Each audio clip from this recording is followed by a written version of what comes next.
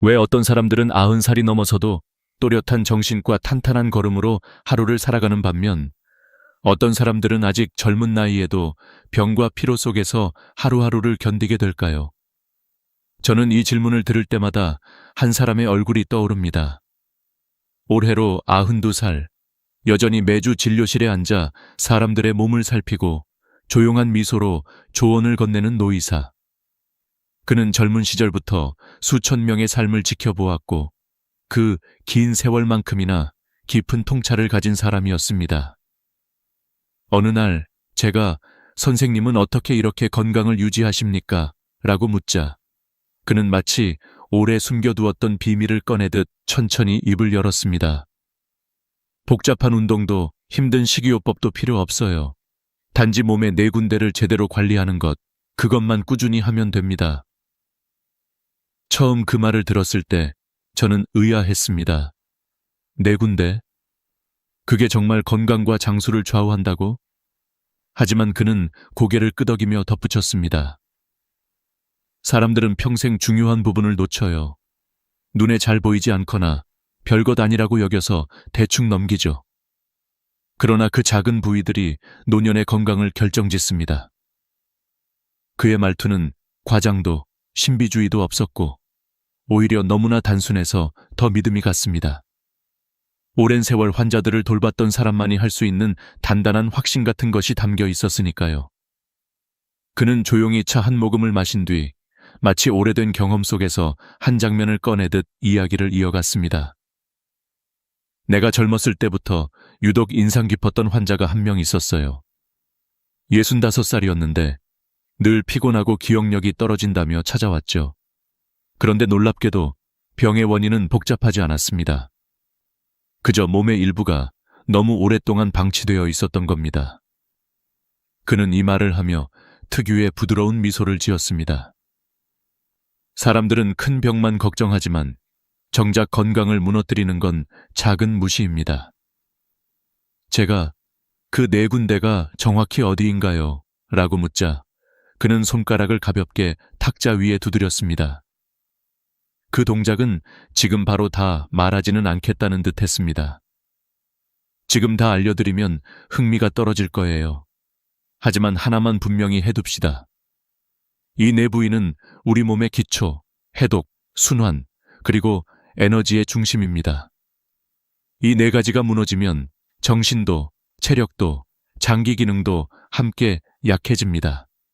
반대로 이 4가지만 살리면 나머지는 자연스럽게 따라오지요. 그의 태도는 마치 오랜 삶의 퍼즐을 완성한 사람처럼 여유로웠습니다. 저는 그 순간 깨달았습니다. 노년의 건강은 거창한 비법이나 강한 의지가 아니라 기본을 제대로 지키는 생활 습관에서 완성된다는 사실을요. 특히 그는 기본이 무너지면 아무리 좋은 음식과 운동을 해도 효과가 반감된다고 강조했습니다. 너무 단순해서 소홀히 했던 것들이 사실 우리 몸을 지탱하는 기둥이었다는 것입니다. 그는 덧붙였습니다. 사람의 몸은 솔직해요. 잘 돌보면 언제든지 회복하려 하고 무시하면 금방 신호를 보냅니다. 그런데 대부분 그 신호를 나이가 들어서 그렇겠지 하고 넘겨버리죠. 나이는 이유가 아닙니다. 관리하지 않은 것이 이유예요. 이 말은 오랫동안 제 머릿속에 남았습니다.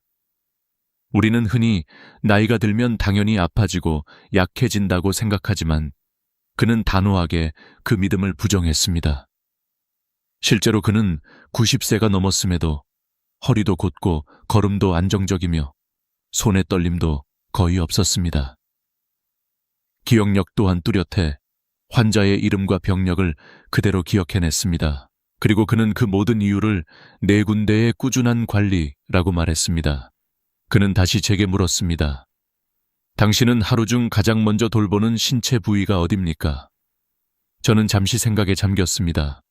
얼굴? 양치질? 손? 하지만 이 질문은 곧 이어질 이야기를 위한 장치였습니다. 그는 미소를 지으며 말했습니다. 많은 사람이 엉뚱한 곳부터 관리합니다. 진짜 중요한 부분은 늘 뒤로 밀리고 말죠. 오늘 제가 드릴 이야기를 끝까지 듣는다면 아마 당신의 건강 습관도 완전히 바뀔 겁니다. 그 순간 저는 이 이야기가 단순한 건강 정보가 아니라 오랜 세월 사람들의 몸과 삶을 지켜본 한 의사의 경험이자 유산이라는 사실을 깨달았습니다. 그의 말대로라면 이 4가지 습관은 단지 병을 예방하는 수준이 아니라 노년의 삶을 완전히 바꿀 수도 있는 열쇠였습니다. 그리고 그는 조용히 첫 번째 비밀을 꺼내려 했습니다. 나이가 들수록 가장 먼저 약해지고 가장 자주 무시되지만 사실은 건강의 기초가 되는 곳, 그가 모든 장수의 시작점이라고 부른 그 부위. 이제 그 이야기가 시작됩니다. 나이가 들수록 가장 먼저 약해지고 동시에 가장 소홀히 다루는 곳. 의사는 그것을 몸의 뿌리라고 불렀습니다. 그리고 그는 천천히 단어 하나를 꺼냈습니다. 발입니다. 너무도 단순해서 순간 말문이 막혔습니다. 하지만 그 단순함 속에 평생의 통찰이 숨어 있었습니다. 그는 조용히 발을 가리키며 말했습니다. 나무가 튼튼하게 자라려면 뿌리가 가장 먼저 건강해야 하지요. 사람도 똑같습니다. 발이 약해지면 몸 전체가 흔들립니다. 사실 많은 노년층이 피곤함, 불면, 다리 저림, 균형감, 저하를 나이 탓이라고 생각합니다. 그러나 그는 고개를 저었습니다. 그건 나이의 문제가 아니라 순환의 문제입니다. 발은 몸 전체의 혈액이 가장 먼저 내려가고 마지막으로 올라오는 곳이에요. 발이 차가운 사람은 몸 전체가 차갑습니다. 발이 피곤한 사람은 몸 전체가 무겁습니다. 그는 이 말을 끝내며 한 환자의 사례를 꺼냈습니다. 70대 중반의 한 남성이 있었습니다. 늘 피곤하고 몇 년째 잠이 깊게 들지 못해 밤마다 뒤척였다고 합니다. 병원에서도 큰 이상은 없다는 말만 들었고 그는 자신이 그냥 늙어서 그런가 보다 하고 체념하고 있었습니다. 그런데 그의 발을 만져본 순간 의사는 단번에 원인을 알았다고 합니다. 항상 차갑고 딱딱하게 굳어 있었던 발, 작은 충격에도 민감하게 아파하던 발바닥. 그는 그때 말했습니다. 이분의 병은 수면 문제가 아니었습니다. 순환이 막힌 문제였고 그 시작점은 발이었죠. 그는 먼저 발을 따뜻하게 해주는 작은 습관을 알려주었습니다. 너무 뜨겁지 않은 물에 20-30분 정도 담그기, 발가락 사이까지 부드럽게 비누로 씻기, 완전히 말리기. 그는 특히 말리는 것의 중요성을 강조했습니다. 많은 분들이 그냥 감각적으로 말랐겠지 하고 넘깁니다. 하지만 발가락 사이의 습기는 결국 곰팡이를 만들고 곰팡이는 다시 피부를 약하게 만들어 순환을 더 나쁘게 만들어요. 하지만 진짜 효과는 그 다음 단계에서 나타났습니다.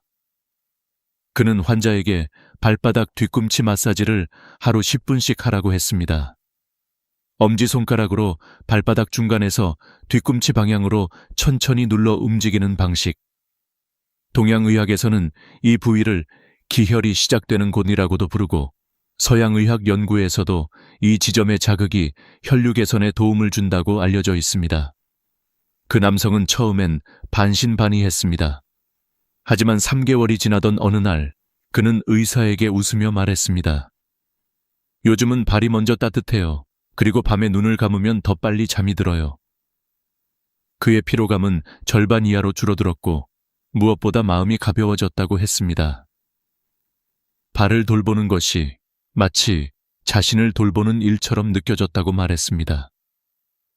의사는 이 사례를 들려준 뒤 조용히 덧붙였습니다. 이런 변화는 특별한 능력이 있어서 일어나는 게 아닙니다. 단지 놓쳐왔던 부분을 돌보기 시작했기 때문이에요. 그리고 그는 작은 상자를 꺼내 보였습니다. 그 안에는 오래된 발 관리 도구들이 들어 있었습니다. 부드러운 브러쉬, 미끄럼 방지 매트, 발 전용 보습제, 그리고 편안한 실내화. 그는 말했습니다. 나이가 들수록 다리에 힘이 빠진다고 말하지만 저는 이렇게 묻고 싶습니다. 정말 나이 때문일까요? 아니면 발을 방치해온 시간 때문일까요? 그가 겪어온 또 다른 변화는 78세의 마거릿이라는 여성에게서 나타났습니다. 그녀는 몇 년 동안 발 통증 때문에 걷기를 포기했고 혼자 외출하는 것이 두려워졌다고 합니다. 하지만 발을 매일 씻고 천천히 마사지하고 보습을 챙기기 시작한 지 3주 만에 놀라운 변화가 찾아왔습니다. 통증이 줄고 다시 걷는 즐거움을 되찾았습니다. 심지어 지역 커뮤니티의 걷기 모임 리더가 되어 다른 사람들에게도 방법을 알려주고 있다고 했습니다. 그는 마지막으로 이렇게 말했습니다. 발은 늘 아래에 있어서 잊히기 쉽습니다. 하지만 우리 몸을 가장 오래 지탱해 준 건 바로 그 발입니다. 그리고 인생의 후반부를 지탱해 줄 것도 역시 발이에요.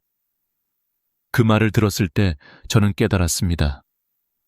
사람들은 얼굴과 손은 꼼꼼히 관리하면서 정작 몸에서 가장 오래 일해온 발은 대충 씻거나 아예 신경 쓰지 않는다는 사실을요. 나이가 들어가는 것은 어쩔 수 없지만 발의 나이를 늦출 수는 있습니다. 그리고 저는 의사의 다음 말에서 어떤 전환점을 느꼈습니다. 이제 첫 번째 뿌리가 정리됐으니 다음은 몸의 해독센터를 이야기해 봅시다. 그가 말하는 두 번째 비밀은 모두가 알지만 아무도 제대로 돌보지 않는 곳, 그리고 면역과 에너지의 성패를 결정하는 곳이었습니다. 두 번째 비밀은 누구나 알고 있지만 정작 제대로 관리하는 사람은 거의 없는 곳이었습니다. 의사는 그곳을 몸의 해독센터이자 면역의 관문이라고 표현했습니다.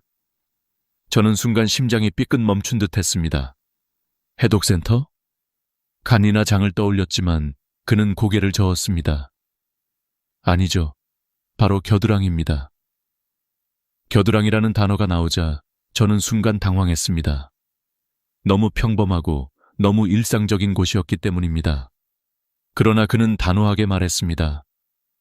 사람들은 겨드랑이를 단지 냄새와 땀의 문제로만 생각하지만 이곳엔 면역의 핵심인 림프절이 모여 있습니다. 이곳을 잘 관리하면 몸 전체가 달라집니다. 그는 한 가지 이야기를 꺼냈습니다. 73세의 희진 씨는 몇 년 동안 반복적인 감기, 기관지염, 호흡기 염증으로 고생했습니다. 병원에 가서 약을 먹으면 잠시 좋아지지만 또 재발했고 그때마다 체력은 더 떨어져 갔습니다. 그런데 어느 날 의사는 그녀에게 예상치 못한 질문을 던졌습니다. 겨드랑이 관리 평소에 하시나요? 그녀는 웃으며 대답했습니다. 겨드랑이를 무슨 관리까지 해요? 그냥 씻고 말고 그게 다죠. 그때 의사는 이렇게 말했습니다. 바로 그냥 때문에 면역이 무너질 수 있습니다. 그는 겨드랑이가 왜 중요한지 차근차근 설명했습니다. 겨드랑이에 있는 림프절은 우리 몸의 불순물, 세균, 바이러스를 거르는 필터 역할을 합니다. 피로, 감염, 염증 같은 문제는 이 필터가 막히거나 약해질 때 쉽게 발생합니다. 림프절이 원활하게 기능하려면 겨드랑이 주변이 항상 깨끗하고 건조하고 순환이 잘 이루어져야 한다는 것입니다. 희진 씨는 반신반의했지만 의사의 조언대로 다음을 실천해보기로 했습니다. 첫째, 겨드랑이를 너무 세게 문지르지 않고 부드럽게 원형으로 씻기. 둘째, 샤워 후 반드시 완전히 말리기. 셋째, 알루미늄이 들어간 땀 억제제 대신 천연 미네랄 스틱으로 교체하기. 넷째, 아침마다 쇄골 방향으로 1, 2분 림프 마사지하기. 놀라운 변화는 일주일 만에 나타났습니다. 그녀는 더 이상 아침마다 목이 칼칼하거나 기침으로 잠에서 깨지 않았고 한 달 뒤에는 감염이 거의 발생하지 않았습니다. 의사는 그 변화의 이유를 이렇게 설명했습니다. 림프는 흐름이 생명입니다. 그리고 흐름을 만들기 위해선 청결, 건조, 그리고 부드러운 자극이 필요합니다. 저는 그의 말을 들으며 놀라움을 감출 수 없었습니다. 겨드랑이라는 작은 부위가 이렇게 큰 역할을 한다니. 하지만 이어진 그의 설명은 더 놀라웠습니다. 겨드랑이는 면역뿐 아니라 심혈관 건강과도 연결됩니다. 상체의 혈액 흐름이 이곳을 지나기 때문이죠. 겨드랑이가 막히면 가슴이 답답해지고 팔이 무거워지고 어깨가 굳어집니다. 그는 68세 남성의 사례를 보여주었습니다. 늘 피곤하고 이유 없이 어깨가 뻐근해 병원에 갔지만 검사에서는 특별한 이상이 나오지 않았던 사람. 그런데 그가 매일 겨드랑이 마사지를 시작하고 천연 성분 제품으로 바꾼 뒤 딱 2주 만에 어깨 가동 범위가 넓어지고 에너지가 증가했습니다. 림프는 고속도로와 같습니다. 막히면 정체가 생기지만 흐름만 살려도 몸은 금방 살아납니다. 의사의 말은 단순했지만 매우 설득력이 있었습니다. 특히 노년층은 땀샘 기능이 약해져 세균 번식이 더 쉬워지고 피부도 약해져 자극에 민감하므로 올바른 관리가 필수라고 했습니다. 그는 겨드랑이 관리에서 가장 중요한 2가지 신호를 강조했습니다. 하나, 비정상적인 부기. 둘, 지속적인 통증이나 갑작스러운 피부 변화. 이 신호는 절대 넘겨서는 안 되며 즉시 검사가 필요하다고 말했습니다. 하지만 무엇보다 인상 깊었던 건 그가 말한 온도의 역할이었습니다. 샤워 마지막 단계에서 겨드랑이에 차가운 물을 5초만 흘려보세요. 림프가 깨어납니다. 그리고 세균 증식도 줄어듭니다. 이 작은 동작만으로도 림프 기능이 상당히 활성화된다고 했습니다. 그는 마지막으로 이렇게 말했습니다. 겨드랑이는 몸의 필터입니다. 필터가 깨끗하면 온몸이 편안해지고 필터가 막히면 온몸이 무거워집니다. 저는 그 순간 깨달았습니다. 평생 무심코 지나쳤던 이 작은 부분이 사실은 면역의 시작점이었고 에너지의 중심이었다는 사실을요. 그리고 의사는 조용히 다음 비밀을 꺼냈습니다. 이제 순환의 길목을 이야기해 봅시다. 대부분이 평생 한 번도 제대로 관리하지 않은 곳이죠. 그의 3번째 비밀은 우리가 몸에서 가장 사소하다고 여기는 곳이지만 사실은 혈관과 간 기능을 직접 좌우하는 매우 중요한 부위였습니다. 3번째 비밀은 우리가 평생 거의 신경 쓰지 않고 살아가는 부위였습니다. 눈에 잘 띄지 않고 특별히 아프지도 않아서 대부분은 이곳을 신경 쓸 필요 없는 곳이라고 생각합니다. 그러나 의사는 단정적으로 말했습니다. 이 부위가 약해지면 혈액이 무겁게 흐르고 간이 지치며 다리가 붓기 시작합니다.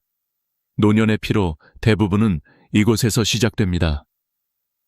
그가 말한 곳은 허벅지 안쪽, 즉 다리 안쪽, 깊숙이 자리한 순환의 길목이었습니다. 저는 순간 놀랐습니다. 그곳이 몸에 큰 영향을 준다는 걸 한 번도 생각해 본 적이 없었기 때문입니다. 그러나 의사는 고개를 끄덕이며 말했습니다. 허벅지 안쪽에는 우리 몸에서 가장 굵은 혈관 중 하나인 대퇴동맥이 지나갑니다. 그리고 이 혈관은 몸 전체 혈액의 약 20%를 이동시키죠. 이곳이 답답해지면 간도, 심장도 부담을 받기 시작합니다. 그의 말은 과장이 아니라 실제 사례로 증명되었습니다. 71세의 미령 씨는 다리가 자주 붓고 오래 걸으면 무릎이 무거워지고 피로가 쉽게 누적되는 증상을 수년간 겪어왔습니다. 병원에서는 특별한 질환이 없다고 했고 그녀 역시 나이가 드니 어쩔 수 없다고 생각하며 살았습니다. 그러나 의사가 그녀의 허벅지 안쪽을 짚어보자 이야기는 달라졌습니다. 이분의 문제는 관절도 근육도 아니었습니다. 순환이 막혀 있었어요. 그는 아주 간단한 허벅지 안쪽 관리법을 알려주었습니다.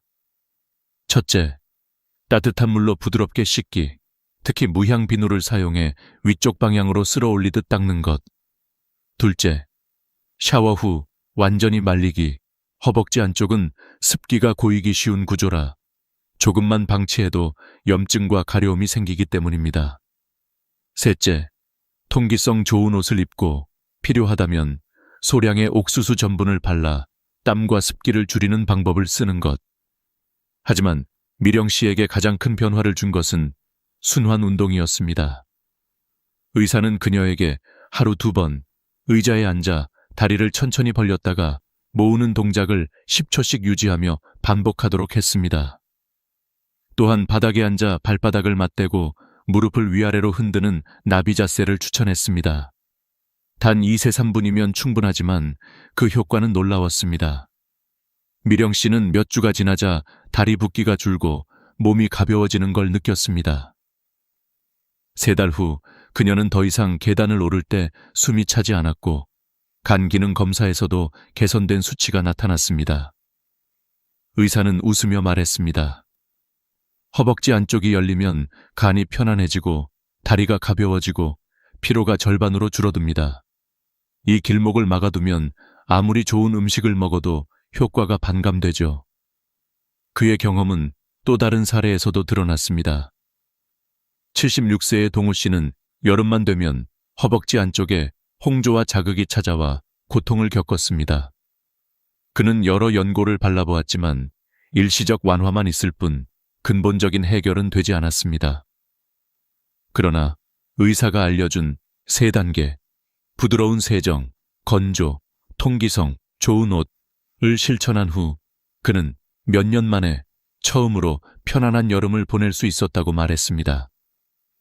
의사는 허벅지 안쪽 관리에서 가장 중요하게 강조한 것이 습기 제거였습니다. 습기는 피부의 적이자 순환의 적입니다. 특히 나이가 들면 땀이 말리는 속도가 느려져서 더 쉽게 자극이 생깁니다. 그는 또한 간단한 마사지 팁도 알려주었습니다. 저녁에 잠들기 전 손바닥으로 허벅지 안쪽을 아래에서 위로 쓸어 올리는 것.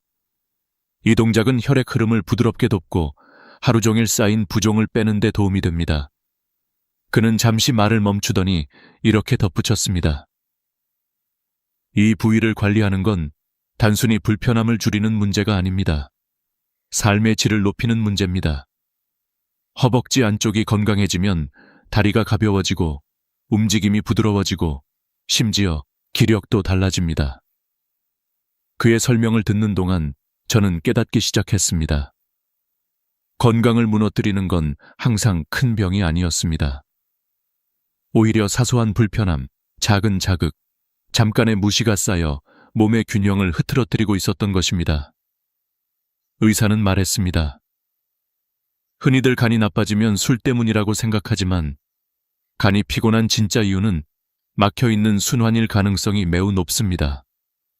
그리고 그 순환은 허벅지 안쪽이 결정합니다. 그는 마지막으로 이렇게 강조했습니다. 하루 2번, 3분이면 충분합니다. 허벅지 안쪽이 열리면 몸의 피가 부드럽게 흐르고 마음까지 가벼워집니다. 그 말을 들은 순간 저는 다음 이야기가 더 궁금해졌습니다. 발과 겨드랑이가 몸의 뿌리와 해독을 담당한다면 순환의 다음 단계는 어디일까? 그리고 남은 마지막 관문은 무엇일까? 의사는 조용히 미소를 지으며 4번째 비밀을 소개하려는 듯 말을 이었습니다. 이제 몸의 에너지가 흐르는 통로를 이야기해봅시다. 나이가 들수록 가장 빨리 굳어지는 곳, 하지만 잘만 관리하면 정신까지 또렷해지는 곳입니다. 그리고 이어진 그의 설명은 지금까지 중 가장 놀라웠습니다. 4번째 비밀은 우리가 나이가 들수록 가장 먼저 불편해지고 가장 자주 원래 그런가 보다 하고 넘겨버리는 곳이었습니다. 의사는 그것을 몸의 에너지 통로이자 정신의 스위치라고 표현했습니다. 그는 천천히 등을 손가락으로 가리키며 말했습니다. 등과 두피는 단순한 살갗이 아닙니다. 이 두 곳은 신경계 전체와 연결된 발전소예요. 여기가 굳으면 몸이 피곤해지고 여기가 살아나면 정신이 또렷해집니다. 저는 그 말이 다소 과장처럼 들렸지만 그의 사례를 들으며 생각이 완전히 바뀌었습니다. 그는 75세의 별씨 이야기를 꺼냈습니다. 평생 활발하게 살아왔던 그녀는 어느 순간부터 기억력이 떨어지고 등 허리가 뻣뻣해져 아침마다 몸을 펴는데 고통을 느꼈습니다.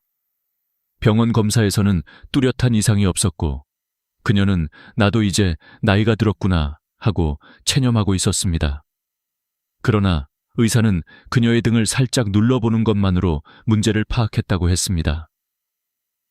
이분은 허리가 굳어서가 아니라 모세 혈관 흐름이 약해져 뇌로 가는 혈류 공급이 떨어지고 있었던 겁니다. 의사는 첫 단계로 등 세정법을 알려주었습니다. 등은 손이 잘 닿지 않기 때문에 많은 노년층이 소홀하게 씻습니다. 하지만 노폐물이 쌓이고 근육이 굳고 혈액 흐름이 떨어지는 건 대부분 이 부위가 막혀서예요. 그는 손잡이가 긴 부드러운 브러쉬를 준비해 등 아래에서 위로 원을 그리듯 천천히 닦으라고 했습니다.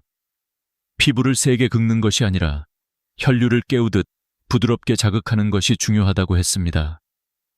그리고 따뜻한 물로 씻은 후 마지막에 살짝 차가운 물을 흘려주면 근육이 깨어나고 혈액순환이 촉진된다고 설명했습니다. 두 번째 단계는 두피 관리였습니다. 그는 두피를 두드리며 말했습니다. 두피는 뇌로 향하는 가장 직접적인 혈류의 통로입니다. 이곳을 자극하면 머리가 맑아지고 잠이 깊어지고 집중력이 살아나요. 별 씨는 처음엔 반신반의했지만 의사의 조언대로 샴푸할 때 손톱이 아닌 손가락 끝으로 두피를 천천히 눌러 마사지하기 시작했습니다. 아침에는 1분, 저녁에는 2분. 너무 간단해서 이게 정말 도움이 될까 싶었지만 한 달 후 그녀는 놀라운 변화를 경험했습니다. 요즘은 머리가 이상하게 맑아요. 어제 한 일을 기억하는데도 덜 힘들고요. 그녀의 가족은 더 큰 변화를 느꼈습니다. 그녀가 예전보다 더 밝아 보이고 표정도 생기 있어졌다고 말했던 것입니다.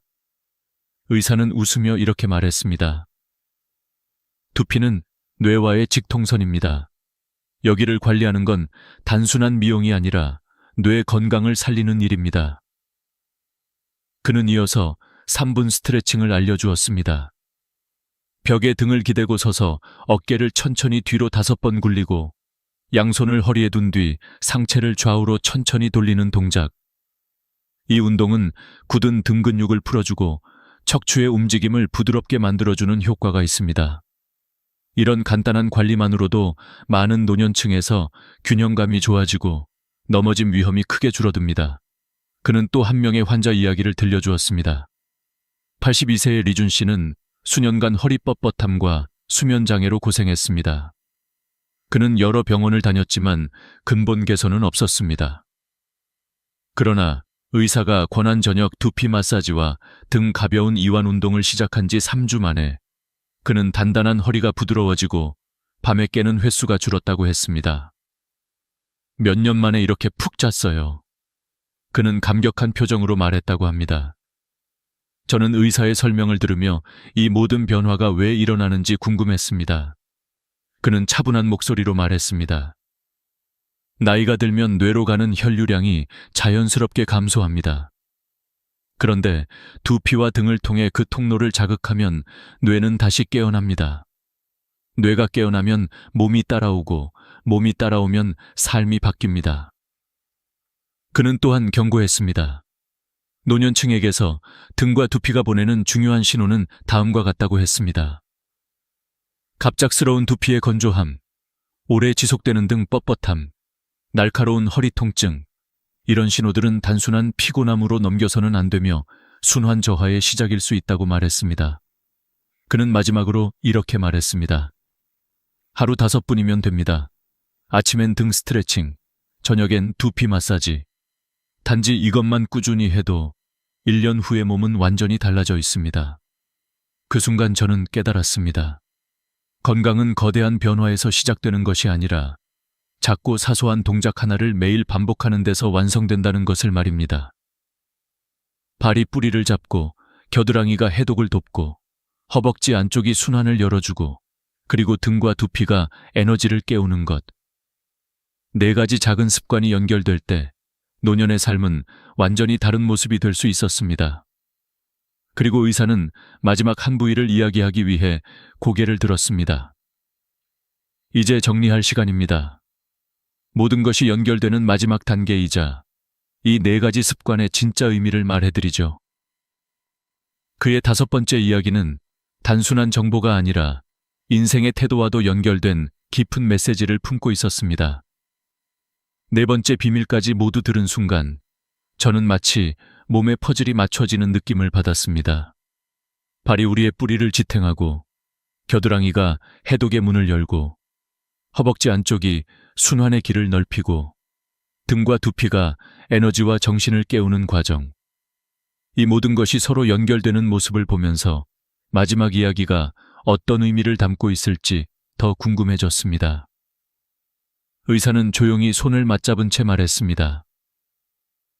이 네 부위는 그저 몸의 일부분이 아닙니다. 우리가 늙어가는 방식, 그리고 노년을 살아가는 태도를 결정하는 지표입니다.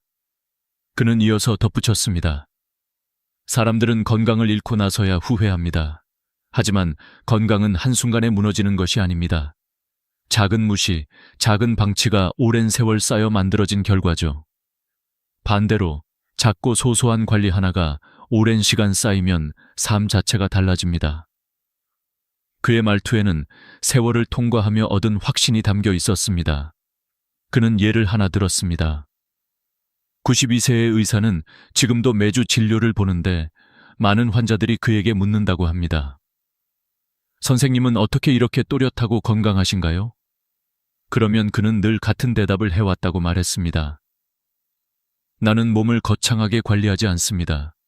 하지만 매일 몇 분씩 가장 중요한 네 곳을 놓치지 않습니다.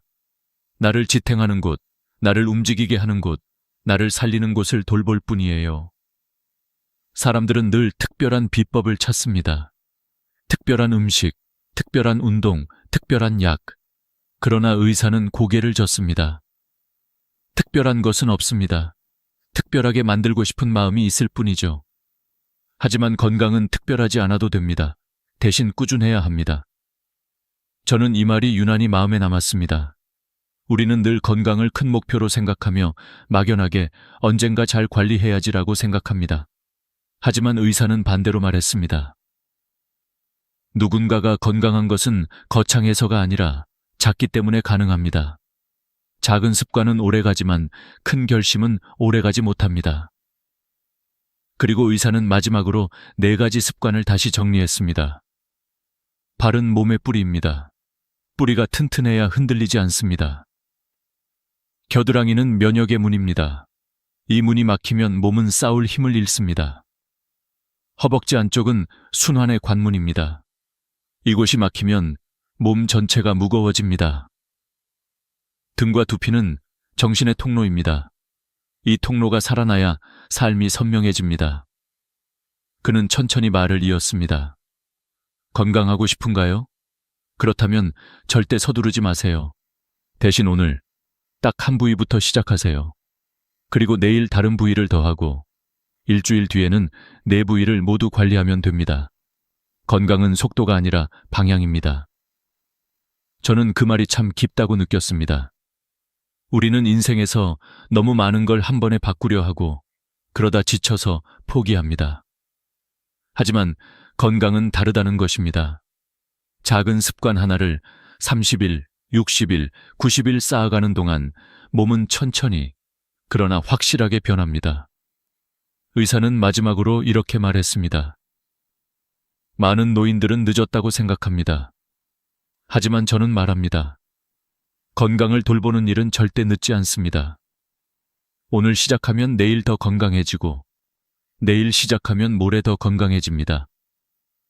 그는 환자들에게 늘 마지막 질문을 던졌다고 합니다. 당신은 인생 후반부를 어떤 모습으로 살고 싶습니까? 이 질문은 단순한 건강 질문이 아니라 삶의 태도를 묻는 질문이었습니다. 무기력하고 지친 몸으로 하루하루를 버티며 살 것인가? 아니면 가볍고 단단한 몸으로 원하는 일을 하며 살 것인가? 우리는 모두 답을 알고 있습니다. 다만 시작하지 않았을 뿐입니다. 그래서 저는 지금 이 이야기를 듣는 여러분께도 같은 질문을 던지고 싶습니다. 오늘 이 4곳 중 어디부터 돌볼 준비가 되어 있나요? 혹시 지금까지 무심코 지나친 부위가 있었나요? 이미 실천하고 있는 습관이 있다면 그것은 무엇인가요? 여러분의 경험과 생각을 댓글로 남겨주세요. 누군가의 남은 인생을 바꾸는 힘이 될 수도 있습니다. 그리고 더 나은 노년을 위해 필요한 작은 습관들이 궁금하다면 다음 영상도 꼭 확인하세요. 오늘 영상이 도움이 되었다면 좋아요와 구독을 눌러 가족과 친구들에게도 공유해 주세요.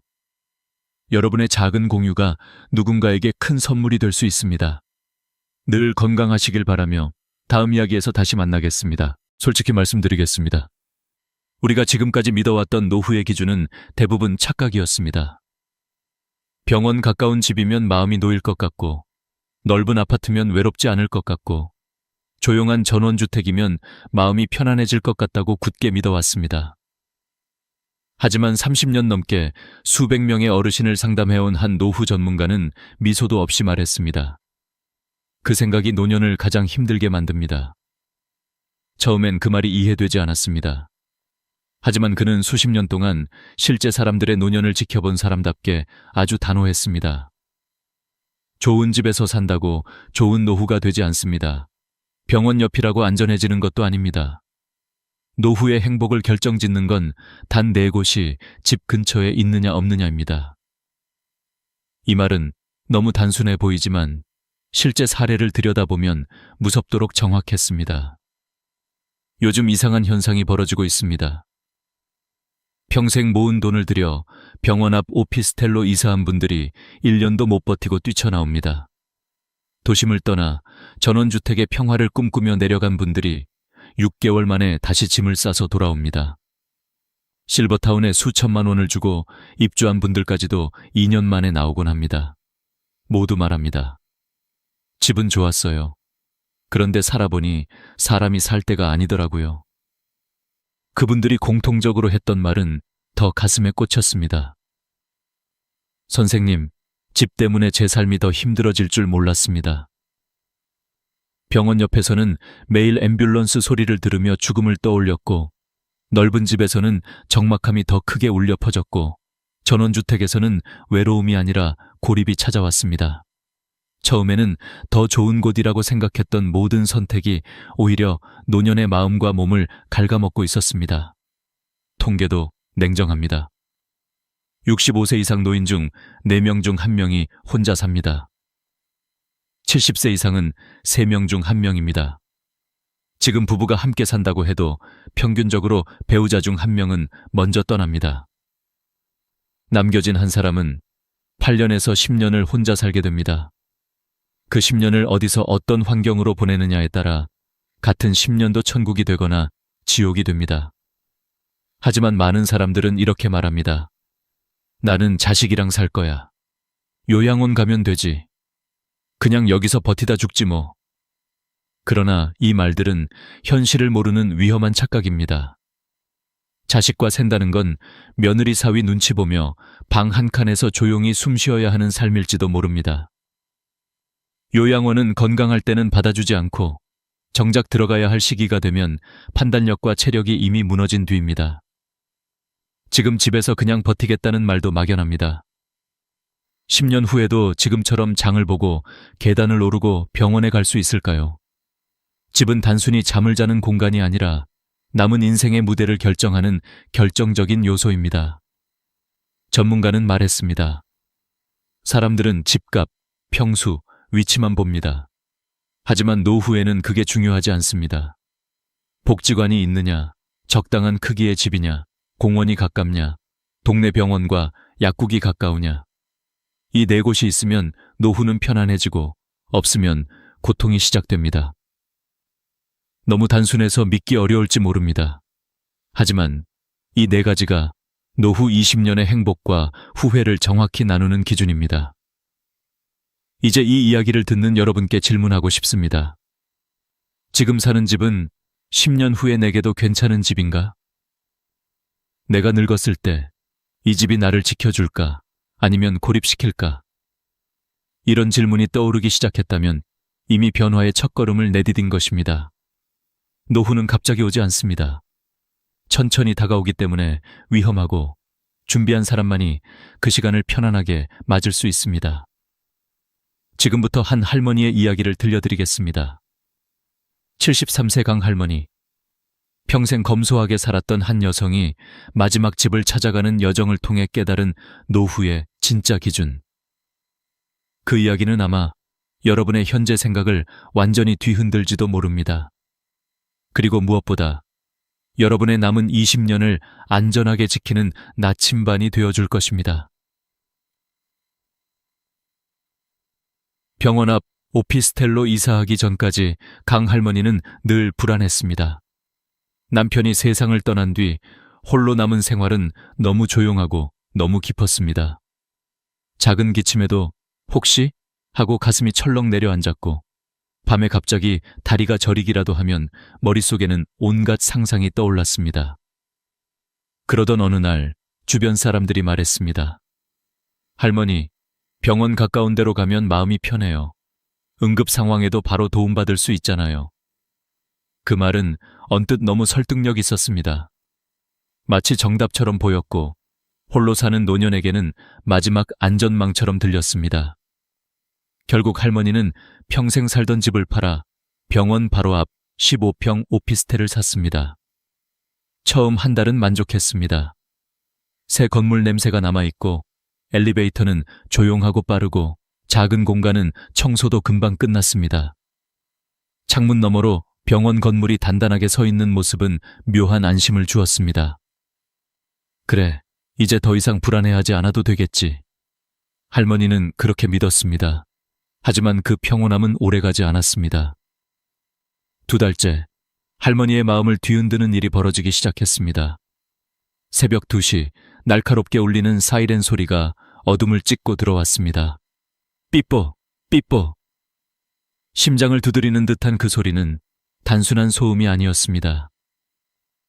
응급실로 실려가는 누군가의 절박함, 누군가의 마지막 순간이 그대로 들려오는 듯했습니다. 다음 날도, 그 다음 날도, 낮에도 밤에도 사이렌은 멈추지 않았습니다. 어떤 날은 하루 5번 이상 울렸습니다. 창밖으로 내려다보면 들것에 실려 올라가는 환자들, 산소호흡기를 단 채 휠체어에 앉은 노인들, 응급실 문 앞에서 울부짖는 가족들까지 보였습니다. 그 모습을 계속 보던 어느 날, 할머니는 손바닥에 식은땀이 맺히는 걸 느꼈습니다. 저 모습이 언젠가 나의 모습이 되는 건 아닐까. 오피스텔 창문 너머의 풍경은 더 이상 안심이 아니라 공포였습니다. 병원이 가까우면 든든하다고 생각했지만 병원이 너무 가까우면 하루가 죽음의 그림자로 뒤덮였습니다. 심리학에서는 이것을 부정자극 누적 효과라고 설명합니다. 반복되는 부정적 장면과 소리가 정신을 서서히 잠식해 불안과 우울을 높이는 현상입니다. 게다가 오피스텔 자체도 문제였습니다. 15평 원룸은 혼자 살기엔 너무 좁았습니다. 침대 옆이 주방이고 주방 옆이 곧바로 출입문이었으며 거실이라고 부를 만한 공간도 없었습니다. 하루 종일 방 안에 있다 보면 숨이 막히는 듯했고 마치 세상이 문 하나로 끊어진 것처럼 고립된 느낌이 들었습니다. 누군가와 이야기할 가능성도 전혀 없었습니다. 복도는 적막했고 문을 열어도 언제나 어둡고 조용했습니다. 아무도 안녕하세요라고 말을 건네지 않는 공간, 그 침묵은 점점 무겁게 내려앉았습니다. 전문가들은 이런 환경을 도시형 고립 구조라고 부릅니다. 편리해 보이지만 사람 사이의 연결이 끊어져 심리적 외로움이 더 증가하는 구조입니다. 노년기에 가장 치명적인 감정이 바로 외로움이라는 사실을 생각하면 이 구조가 얼마나 위험한지 알 수 있습니다. 결정적인 순간은 어느 비 오는 밤 찾아왔습니다. 할머니는 창밖을 보다가 휠체어에 앉은 노인이 응급실로 급하게 밀려 들어가는 모습을 보았습니다. 그 순간 너무도 선명하게 들었습니다. 나는 여기서 살면 안 되겠다. 병원 옆이라는 이유로 선택했던 그 집은 결국 하루하루를 불안으로 덮어버리는 공간이었습니다. 안전망일 줄 알았던 병원이 오히려 마음의 짐이 된 것입니다. 결국 할머니는 깊은 한숨 끝에 결정을 내렸습니다. 여긴 아니다. 이대로는 더 못 살겠다. 겨우 6개월 만에 집을 팔았지만 매매 차익은커녕 시설비와 수수료 때문에 손해까지 있었습니다. 그러나 그보다 더 큰 상처는 마음에 남은 불안이었습니다. 병원이 가까우면 안심된다는 믿음은 산산조각 났습니다. 할머니는 말했습니다. 병원은 필요할 때만 가까우면 됩니다. 매일 보이는 곳에 있으면 그건 마음을 아프게 하는 곳이더라고요. 하지만 이 실패는 끝이 아니었습니다. 병원 앞 집이 주지 못한 안정을 찾기 위해 할머니는 또 다른 선택을 하게 됩니다. 많은 사람들이 꿈꾸는 전원주택. 나무와 바람과 푸른 풍경 속으로 들어가면 삶이 편안해질 것 같았던 그곳. 그러나 그곳에서 기다리고 있던 것은 평화가 아니라 다른 종류의 외로움과 위험이었습니다. 이제 강할머니의 두 번째 선택이 시작됩니다. 전원주택으로 이사하던 날, 강할머니는 오랜만에 깊은 숨을 들이마셨습니다. 병원 사이렌 소리도 없고 회색 건물도 없고 사람들의 분주한 발걸음도 없는 곳. 대신 시원한 바람이 나무집 사이를 지나가며 잔잔한 쉼표를 만들어 주었고 새소리가 아침을 깨웠습니다. 눈을 뜨면 창밖으로 초록이 보이고 저녁이면 노을이 집 안으로 스며들었습니다. 할머니는 생각했습니다. 그래, 이제야 진짜 쉬는구나.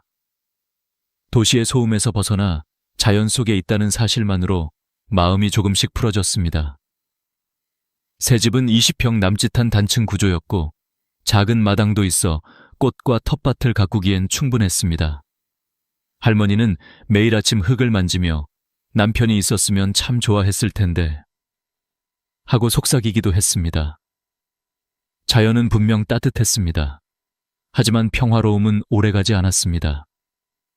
전원주택에서의 삶은 마치 천천히 닫혀가는 문처럼 처음엔 아름다웠지만 시간이 갈수록 불안이 숨어 있었습니다. 문제는 여름부터 시작되었습니다.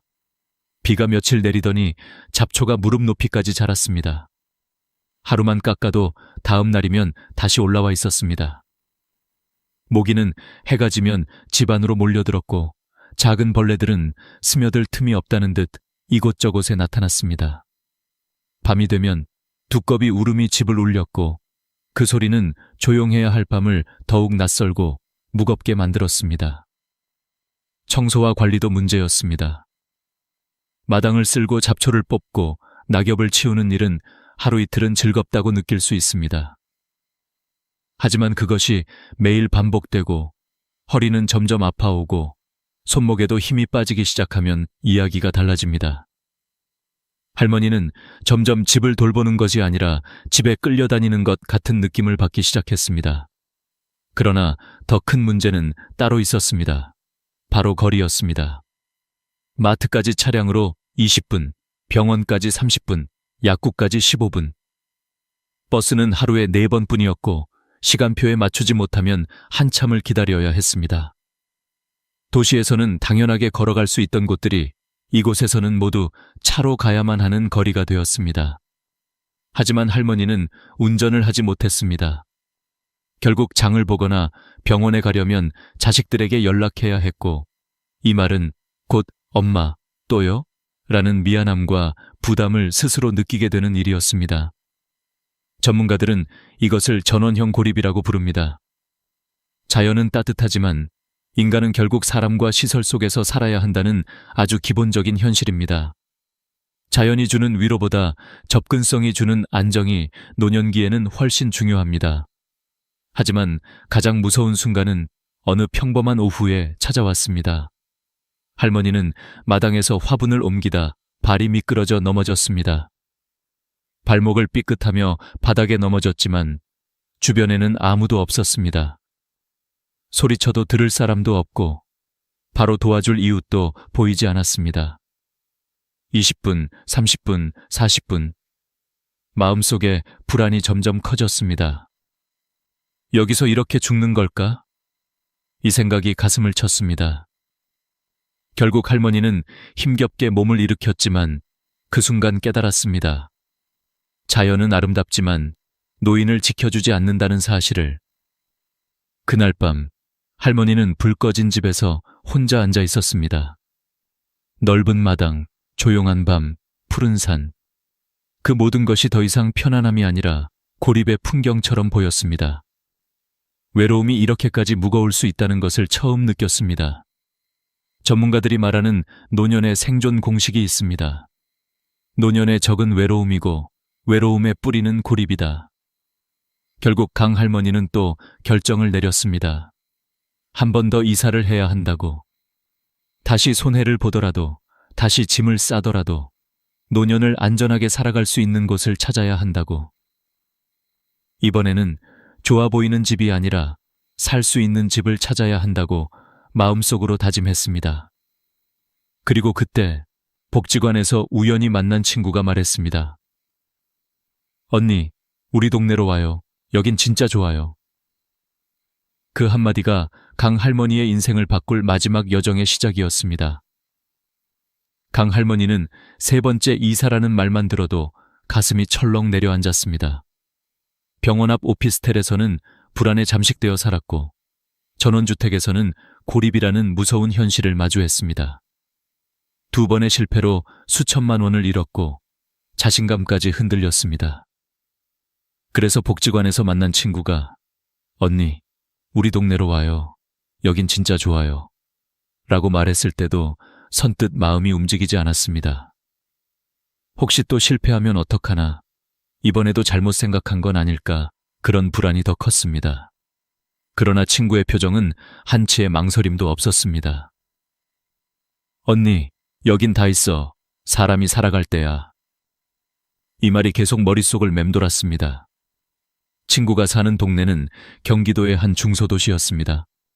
도시처럼 복잡하지도 않았고 전원처럼 적막하지도 않은 곳. 그저 사람 사는 냄새가 은근히 배어있는 조용한 동네였습니다. 할머니는 반신반의하며 친구와 함께 그 동네를 둘러보았습니다. 걸어서 5분 거리에 복지관이 있었고 3분 거리에 작은 공원이 있었으며 5분만 걸으면 동네 의원과 약국이 보였습니다. 눈에 띄게 넓은 20평 아파트 단지들이 이어져 있었고 사람들이 오가는 모습이 자연스럽게 보였습니다. 아이들 웃음소리, 개 짖는 소리, 노인들 산책하는 발걸음. 이 모든 일상의 소음들이 할머니를 묘하게 편안하게 만들었습니다. 언니, 여기 살아봐. 진짜 좋아. 친구의 말에 할머니는 조용히 고개를 끄덕였습니다. 이번에는 매매가 아닌 전세로 들어가 보기로 했습니다. 혹시라도 또 맞지 않으면 빠져나올 수 있도록 조금의 여지를 남겨둔 선택이었지만 마음 한편에는 희미한 기대도 있었습니다. 이번에는 진짜 괜찮을까? 그런데 놀라운 일이 벌어졌습니다. 단 일주일 만에 강 할머니는 깨달았습니다. 아, 여기가 내가 살 곳이다. 전원주택에서 아무 말 없이 지나갔던 하루가 이곳에서는 아주 자연스럽게 채워졌습니다. 아침이면 복지관에서 어르신들이 모여 운동을 했고 점심이면 함께 식사를 나누었고 오후에는 노래교실이나 요가 수업 소리가 복지관 창문에서 새어나왔습니다.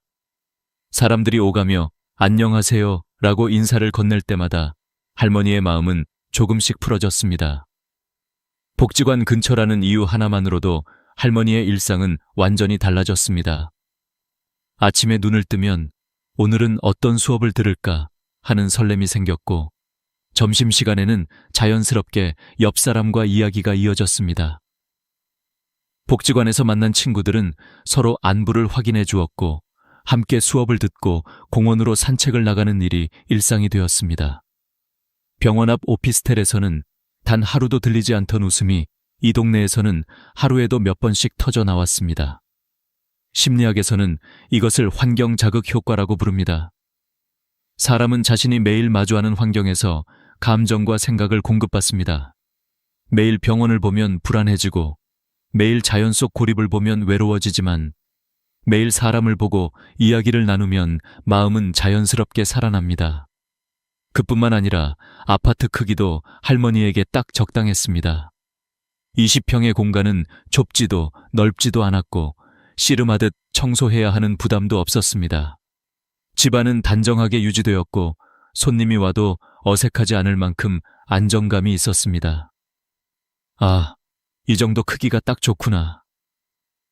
할머니는 매일 집안을 둘러보며 중얼거렸습니다. 공원도 큰 역할을 했습니다. 집에서 3분만 걸으면 나오는 작은 공원은 나무가 많고 벤치가 여러 개 있었고 저녁이면 어르신들이 모여 산책을 했습니다. 할머니도 그들 틈에서 천천히 걸었습니다. 걷는 동안 몸이 풀리고 이야기 나누는 동안 마음이 풀렸습니다. 어떤 날은 처음 만난 어르신이 할머니에게 귤을 나눠주며 자주 봐요 라고 말했는데 그 말 한마디에 괜히 눈물이 고였습니다. 전원주택에서는 하루 종일 사람 얼굴을 한 번도 못 본 날이 많았던 탓이었습니다. 마지막으로 동네 의원과 약국이 가까이 있다는 것은 생각보다 큰 안정감을 주었습니다. 몸이 조금 불편해도 택시를 부르지 않아도 되고 늘 보던 의사와 약사가 할머니의 변화를 알아주는 것이 너무 감사했습니다. 할머니, 오늘은 좀 괜찮으세요? 단순한 이 한마디가 마음을 얼마나 가볍게 하는지 할머니는 새삼 깨달았습니다. 이 4가지, 복지관, 적당한 크기의 집, 공원, 그리고 가까운 병원과 약국, 이 모두 있는 삶은 이렇게 평범해 보이지만 노년에게는 기적 같은 구조였습니다. 강 할머니는 3년째 그 동네에서 살고 있습니다. 이제는 하루하루가 불안이 아니라 감사로 채워집니다. 허전함 대신 웃음이 있고, 두려움 대신 안정이 있고, 외로움 대신 사람이 있습니다. 그리고 마침내 할머니는 말했습니다. 이제야 알겠어요. 노년은 집이 아니라 동네가 만드는 거라는 걸. 강 할머니가 깨달은 4가지 기준은 단순한 조언이 아니었습니다. 그것은 노년의 삶을 완전히 바꿔준 실제적 기준이었고, 앞으로 여러분의 삶도 바꿀 수 있는 가장 현실적인 노후 생존 매뉴얼이었습니다. 그래서 저는 이제 이 4가지를 여러분이 직접 당장 적용할 수 있도록 하나하나 아주 구체적으로 안내해 드리려 합니다. 이 부분은 앞으로 10년, 20년을 결정할 가장 중요한 내용이 될 것입니다. 강 할머니의 이야기는 할머니 개인의 여정이 아니라 많은 분들이 앞으로 겪게 될 미래의 축소판입니다. 준비한 사람과 준비하지 않은 사람, 그 차이가 얼마나 무서운지 실제 사례는 너무 선명하게 보여줍니다. 노후는 언젠가 생각해봐야지 하며 미루다가 순식간에 찾아옵니다. 지금 괜찮다고 내버려두면 5년만 지나도 몸과 마음은 달라지고 지금 당연하게 느끼던 동네 환경은 갑자기 장벽처럼 느껴지게 됩니다. 그래서 지금부터 말씀드리는 작은 행동들을 조금씩 실천하면 여러분의 노후는 훨씬 안정적이고 훨씬 안전한 방향으로 바뀌게 됩니다. 먼저 복지관 확인하기입니다. 많은 분들이 자신이 사는 동네에 복지관이 있는지조차 모릅니다. 그러나 노년의 삶에서 복지관은 단순한 시설이 아니라 삶의 리듬을 만들어주는 생활의 중심이 됩니다. 강 할머니가 불안에서 벗어나 일상을 되찾을 수 있었던 가장 큰 이유도 복지관이었습니다. 스마트폰 검색창에 노인복지관 또는 시니어 복지관을 입력해보세요. 주소와 전화번호가 바로 나옵니다. 다음 주 하루만 시간을 내서 직접 방문해보세요. 어떤 프로그램들이 있고 식사는 어떻게 운영되는지, 어떤 연령층이 다니는지, 수업 참여는 어떻게 하는지 직접 눈으로 보고 직원에게 편하게 물어보면 됩니다. 대부분 무료이거나 아주 저렴합니다. 만약 거주지 근처에 복지관이 없다면 주민센터에 문의해 경로당 프로그램을 확인하세요. 규모는 작지만 이웃을 만날 수 있다는 점에서 매우 중요합니다. 노년에는 사람을 만날 이유가 많아야 합니다. 그 이유를 만들어주는 곳이 바로 복지관입니다. 2번째는 집 크기 점검하기입니다. 지금 사는 집을 둘러보세요. 지금은 괜찮아라는 생각이 오히려 가장 위험합니다. 30평 이상의 넓은 집은 관리가 힘들고 빈방이 많을수록 마음은 더 쓸쓸해집니다. 반대로 10평 이하의 작은 공간은 숨이 막혀 우울감을 높일 수 있습니다. 가장 이상적인 크기는 20평에서 25평입니다. 부부가 살기에도 충분하고 자녀나 손주가 잠시 방문해도 불편하지 않으며 관리 부담도 적습니다.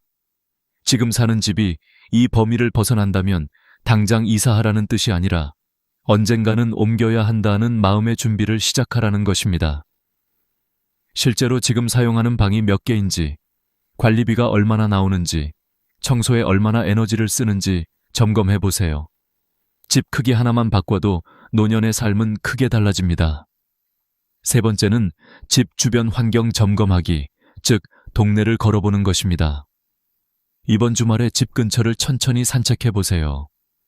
공원은 가까운지, 벤치는 충분한지, 운동기구는 있는지, 나무는 많은지, 조명은 안전한지 직접 확인하세요. 집에서 공원까지 10분 이내면 매우 좋은 동네입니다. 20분 이상 걸린다면 노년의 걷기 습관을 유지하기 어려워집니다. 실제 연구에서도 가까운 산책 환경이 치매, 우울증, 심혈관 질환을 예방하는 데 결정적인 역할을 한다고 밝히고 있습니다. 강 할머니가 공원에서 매일 운동하며 친구를 만나고 웃음을 되찾을 수 있었던 것도 이 가까운 거리 덕분이었습니다. 노년의 몸은 환경이 주는 편안함에 반응합니다. 멀면 가지 않게 되고 안 가면 몸이 굳고 몸이 굳으면 외로움이 깊어집니다. 그래서 가까운 공원은 단순한 공원이 아니라 약국보다 강력한 치료제입니다. 네 번째는 동네 의원과 약국 확인하기입니다. 사람들은 대형 병원만 중요하다고 생각하지만 실제로 노년에 가장 자주 가는 곳은 동네 의원과 약국입니다. 감기, 소화 문제, 관절 통증 같은 사소한 불편은 동네 의원에서 해결해야 하고 이 거리가 멀면 생활이 불편해지기 시작합니다. 집에서 걸어서 10분 안에 의원이 있다면 매일의 작은 불안들이 크게 줄어듭니다. 걸어서 5분 이내에 약국이 있다면 큰 안심이 됩니다. 특히 약사와 친해지면 생활의 변화를 말할 수 있고 약사가 작은 조언만 해줘도 심리적 안정이 생깁니다.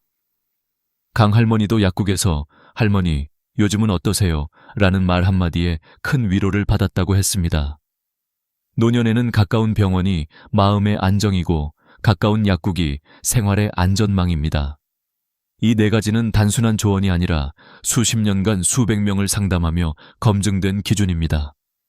복지관, 적당한 크기의 집, 가까운 공원, 동네 의원과 약국. 이 네 가지가 모두 갖춰진 동네는 노년을 평온하게 만들고 네 가지가 하나도 없는 동네는 노년을 혼란스럽게 만듭니다. 강 할머니의 3번의 이사는 비싼 집을 찾기 위한 여정이 아니었습니다. 살 수 있는 집, 살기 쉬운 동네를 찾기 위한 여정이었습니다. 그리고 그 여정은 이제 여러분의 차례입니다. 강 할머니의 이야기는 단순한 성공적인 노후 이사기가 아니라 앞으로 누구나 반드시 한 번은 마주하게 되는 삶의 현실을 보여주는 거울이었습니다. 그래서 저는 오늘 마지막으로 여러분이 이 네 가지 기준을 어떻게 여러분의 상황에 맞게 구체적으로 적용할 수 있을지, 그리고 앞으로 10년 후에 자신을 어떤 기준으로 평가해야 하는지 아주 현실적인 조언을 드리고자 합니다. 이 부분은 단순한 이론이 아니라 실제 상담 현장에서 수많은 어르신들이 선택을 후회하거나 성공했던 이유들을 바탕으로 만들어진 기준입니다. 지금 여러분이 사는 집이 아무리 익숙하고 편안해도 노후의 집은 과거의 나가 아닌 10년 후의 나를 기준으로 선택해야 합니다. 지금은 계단 오르는 것이 아무렇지 않아도 무릎 관절은 60대 후반부터 자연스럽게 퇴화합니다. 지금은 차를 몰고 병원에 쉽게 갈 수 있어도 70대 중반에는 자연스럽게 운전을 포기할 가능성이 커집니다.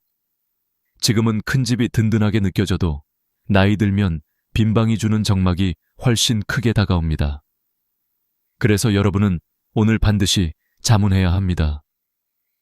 10년 후에도 이 집을 관리할 수 있을까?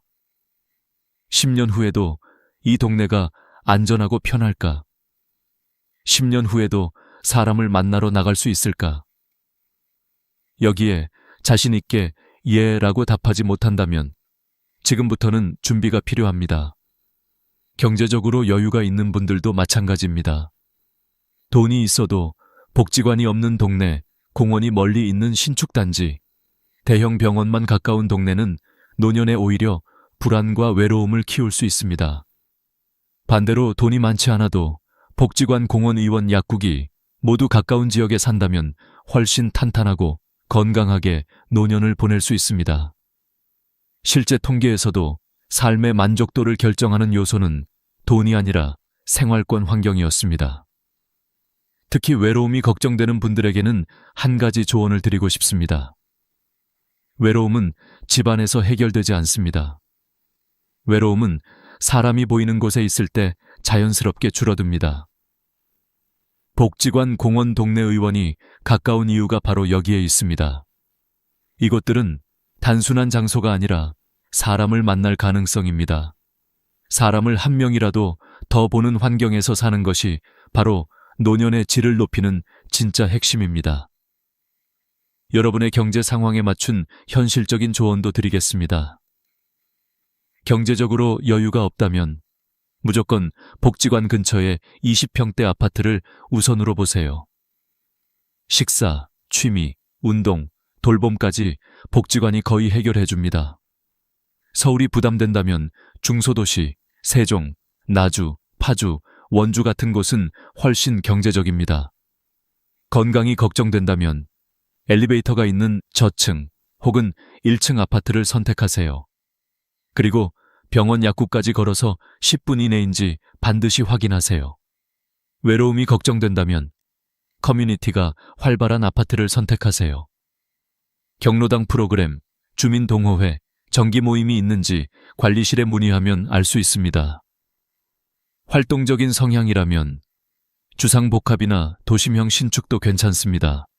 젊은 사람들과 섞여 사는 것만으로도 활력이 생깁니다. 혼자 사는 1인 가구라면 반드시 복지관 생활권에 있는 아파트를 선택하세요. 혼자 살수록 이웃과의 관계가 생존의 문제입니다. 여기에 더해 저는 철학자들의 지혜도 함께 전하고 싶습니다. 공자는 안거이인 엔주어린이라 말했습니다. 편안하게 살 수 있어야 사람답게 늙을 수 있다. 노자의 소국과민, 저국과민은 단순한 삶이 최고의 삶이라는 뜻입니다. 맹자의 지리 불여인화, 디리부르린흐는 가장 중요한 건 결국 사람이라는 뜻입니다. 아무리 좋은 집도 사람이 없다면 외롭습니다. 아무리 화려한 동네도 나를 불러줄 곳이 없으면 의미가 없습니다. 노후는 결국 사람이 보이는 곳에서, 내 몸이 편안한 곳에서 행복해집니다. 강 할머니가 그 사실을 찾아내기까지 3번의 이사와 수천만 원의 손해가 필요했지만 여러분은 같은 길을 다시 갈 필요가 없습니다. 이미 기준을 들으셨으니까요. 마지막으로 오늘 꼭 해주셨으면 하는 일이 있습니다. 작은 노트를 하나 꺼내서 이렇게 적어보세요. 1. 우리 동네 복지관은 어디에 있는가? 기. 지금 집 크기는 적당한가? 3. 집 주변에 공원 산책로가 있는가? 4. 집에서 병원 약국까지 걸어갈 수 있는가? 4가지 중 몇 개를 만족하시나요? 만약 4개 모두 만족한다면 정말 축하드립니다. 2-3개만 만족한다면 천천히 준비하는 단계입니다. 단 1개도 만족하지 않는다면 지금이 바로 계획을 세워야 할 때입니다.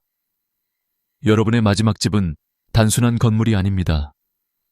여러분의 남은 20년을 지켜줄 삶의 울타리입니다. 그리고 저는 여러분이 그 울타리 안에서 마지막까지 평온하고 따뜻하게 살아가시기를 진심으로 바랍니다. 오늘 영상이 여러분의 노후 준비에 조금이라도 힘이 되었다면 좋아요와 구독 부탁드립니다. 여러분의 작은 참여가 누군가에게는 큰 용기가 됩니다. 항상 건강하시고 다음 이야기에서 다시 찾아뵙겠습니다. 여러분, 솔직히 물어보겠습니다. 지금 이 나이, 지금 이 몸 상태로 한 번에 늙어버리는 나를 맞을 준비가 되어 있으십니까? 어떤 분들은 이 질문을 듣고 피하고 싶어집니다. 하지만 70세는 그냥 생일 하나 더 먹는 나이가 아니라 인생이 2갈래로 갈라지는 진짜 갈림길입니다. 한쪽 길로 가면 80, 90까지 살아도 스스로 걷고 생각하고 웃으면서 사는 삶이 기다리고 있습니다. 다른 쪽 길로 가면 마찬가지로 80, 90까지는 살지만 침대와 간병인, 병원이 일상이 되는 긴 만년이 기다리고 있습니다. 어느 길로 들어설지는 바로 지금 70 전후에 어떻게 사느냐로 결정됩니다. 요즘은 100세 시대라는 말이 너무 익숙합니다. 주변을 보면 90세, 95세까지 사는 분도 드물지 않습니다. 그래서 많은 분들이 이렇게 생각하죠. 뭐, 의학이 좋아졌으니까 그냥 자연스럽게 오래 살겠지. 그런데 여기에는 잘 보이지 않는 함정이 하나 있습니다. 평균 수명과 건강 수명은 전혀 다른 이야기라는 점입니다. 평균 수명은 말 그대로 숨을 쉬고 있는 나이를 말합니다. 하지만 건강 수명은 내 발로 걸어 다니고 내 머리로 판단하고 남에게 크게 의지하지 않고 살 수 있는 나이입니다. 통계로 보면 건강 수명은 평균 수명보다 여러 해 짧습니다. 서류상으로는 85세, 90세까지 살아도 실제로 내 힘으로 사는 시간은 70대 중반에서 끊겨버리는 경우가 많다는 뜻입니다. 그리고 그 경계선에 서 있는 나이가 바로 70 전후입니다. 여러분도 이런 분들 보셨을 겁니다. 80이 넘어도 허리를 꼿꼿이 세우고 산책을 하고 강의도 하고 심지어 마라톤을 완주하는 분들. 반대로 60대 후반부터 퇴직하자마자 의욕이 급격히 떨어지고 병원과 집, 침대만 오가며 간병에 의존하게 된 분들도 있습니다. 같은 인간이고 같은 시대를 살았는데 왜 이렇게 극단적으로 갈릴까요? 의사로서 저는 수많은 노년을 보면서 한 가지 결론을 내렸습니다. 70대를 어떻게 보내느냐가 그 이후 20년을 통째로 결정한다. 70세는 이상한 나이입니다. 아직 스스로는 나 그렇게 늙지 않았어. 머리도 돌아가고 몸도 움직여. 라고 느끼는 분이 훨씬 많습니다. 실제로도 그렇습니다. 계단도 오를 수 있고 운전도 하고 글도 읽고 사람들과 이야기할 힘이 있습니다. 그래서 더 위험합니다. 아직 괜찮은데 뭐 나중에 생각하지 하며 가장 중요한 10년을 흘려보내기 쉽기 때문입니다. 눈에 띄는 큰 변화가 없을 때 사실은 보이지 않는 곳에서 서서히 균열이 시작되고 있습니다. 저는 진료실에서 이런 말을 자주 듣습니다. 선생님, 건강검진에서 별 문제 없대요. 콜레스테롤 약 조금 먹고 혈압약 먹고 있으니까 괜찮겠죠? 그런데 정작 중요한 건 수치가 아니라 삶의 패턴입니다. 의학기술은 분명 사람을 오래 살게 만들었습니다. 혈압약, 당뇨약, 콜레스테롤약, 심장수술, 각종 시술들. 이 덕분에 예전 같으면 60대, 70대에 돌아가셨을 분들이 80, 90까지 사는 시대가 된 건 사실입니다. 하지만 여기서 꼭 기억해야 할 진실이 있습니다. 사람을 오래 살게 하는 기술과 사람을 건강하게 살게 하는 기술은 완전히 다르다는 것입니다. 전자는 병을 억지로 붙잡아두는 기술이고 후자는 몸과 마음을 스스로 움직이게 하는 기술입니다. 우리는 전자에 너무 의존하면서 후자를 스스로 버리고 살아왔습니다. 예를 들어 콜레스테롤이나 혈압, 혈당을 낮추는 약은 분명 어느 정도 필요합니다. 심근경색이나 뇌졸중 위험을 줄여주니까요. 하지만 기준선 아래로 억지로 내리면 어떤 일이 생길까요? 머리가 멍해지고 기운이 없고 의욕이 떨어집니다. 숫자는 예뻐졌는데 사람은 활력을 잃어갑니다. 식단 조절도 마찬가지입니다. 소금도 기름도 기쁨도 다 빼버린 밥상을 계속 먹다 보면 살기 위해 먹는 것이 아니라 죽지 않기 위해 참고 먹는 것이 됩니다. 어느새 얼굴에는 생기가 사라지고 그냥 사는 거지 뭐 라는 말이 입에 붙습니다. 물론 여기서 오해하지는 마십시오. 약을 먹지 말라는 이야기가 아닙니다. 다만 숫자에만 매달리다 보면 오래 살기 위해 선택한 것이 결국 살맛을 앗아가는 선택이 될 수 있다는 점을 알고 계셔야 한다는 것입니다. 70대는 바로 이 균형을 다시 잡아야 하는 시기입니다. 조금 높은 혈압, 조금 높은 콜레스테롤, 조금 높은 혈당보다 훨씬 더 무서운 것이 있습니다. 바로 의욕이 뚝 끊기는 것, 그리고 사람과 세상에 대한 관심이 식어버리는 것입니다. 이것이 진짜 한 번에 늙어버리는 순간의 시작입니다. 저자가 고령진료 현장에서 30년 넘게 지켜본 공통점이 있습니다. 마음이 젊고 계속해서 무언가를 하고 있는 사람은 놀랄 만큼 늙지 않는다. 운동이든 공부든 봉사든 취미든 상관없습니다. 중요한 건 계속한다는 사실입니다.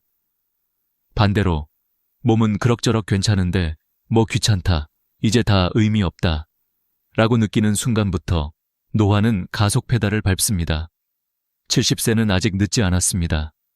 오히려 마지막으로 판을 뒤집을 수 있는 나이입니다. 이때 어떤 마음가짐으로 어떤 생활 습관을 만들고 어떤 관계를 유지하느냐에 따라 80, 90 이후의 얼굴이 완전히 달라집니다. 누군가는 85세에 치매와 침대에 묶인 시간이 길어질 것이고, 누군가는 같은 85세에 손주와 함께 산책하고 친구들과 웃으며 밥을 먹을 것입니다. 겉으로 보기엔 같은 노인이지만 그 속에 담긴 인생의 무게는 전혀 다릅니다. 여러분께 오늘 이 이야기를 드리는 이유는 하나입니다. 이제 70인데 뭘 새삼스럽게 라는 생각이 들 때 바로 그 순간이 인생에서 가장 위험한 시점이기 때문입니다. 의학은 여러분을 죽지 않게는 해줄 것입니다.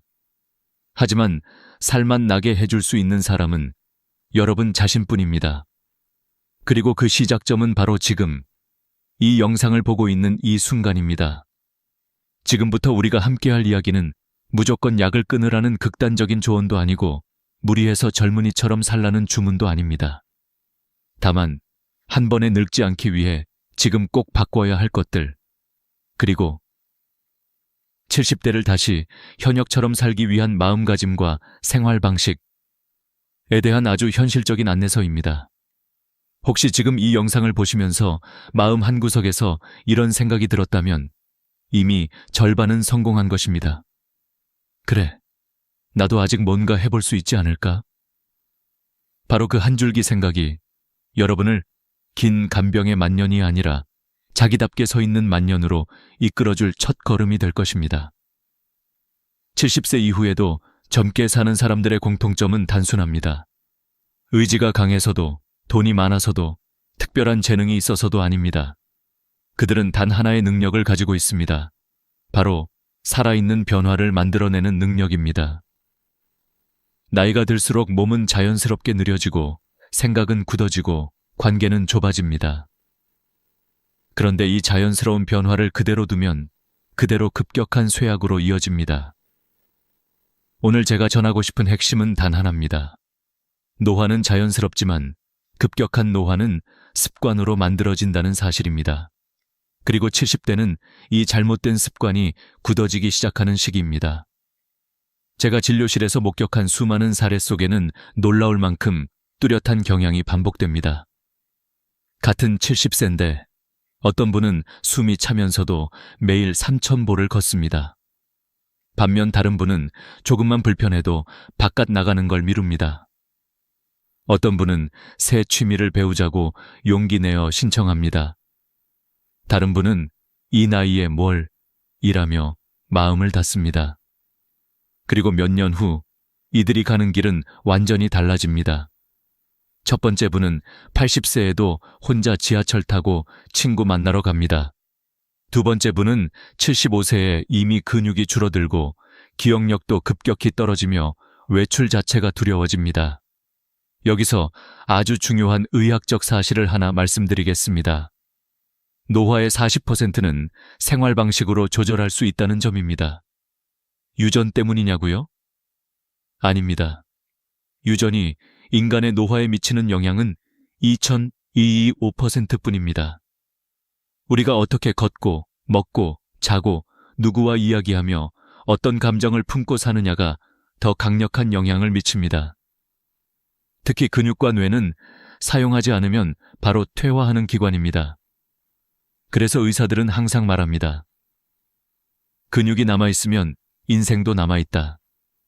하지만 여기서 많은 분들이 크게 오해하는 지점이 있습니다. 운동 좀 하라는 이야기겠지. 그건 알지. 아니요. 단순히 운동 이야기만이 아닙니다. 사실 70대에 가장 먼저 무너지는 순서는 이렇습니다. 1. 마음의 의욕. 2. 사람과의 관계. 3. 생활 리듬. 4. 근육과 균형 감각. 뇌 기능, 즉 몸이 먼저 늙는 게 아니라 마음이 먼저 무너집니다. 귀찮다는 말을 입에 붙이는 순간 걷는 횟수가 줄고 외출 빈도가 줄고 대화량이 줄어들고 일정이 사라집니다. 그리고 이 네 가지가 동시에 줄어들면 뇌는 아, 이 사람은 더 이상 활발히 살 생각이 없구나 라고 판단하고 기능을 급격히 감퇴시킵니다. 실제로 MRI를 찍으면 이런 패턴을 보이는 분들은 뇌의 해마와 전두엽 용적이 빠르게 줄어듭니다. 반대로 새로움을 만들어내는 삶은 뇌를 다시 깨우고 근육을 다시 활성화시킵니다. 2016년 하버드 의대 연구에서 70, 85세 노인을 대상으로 매일 사람과 대화하고 새로운 활동을 하는 그룹과 집에서 혼자 지내는 그룹을 비교했습니다.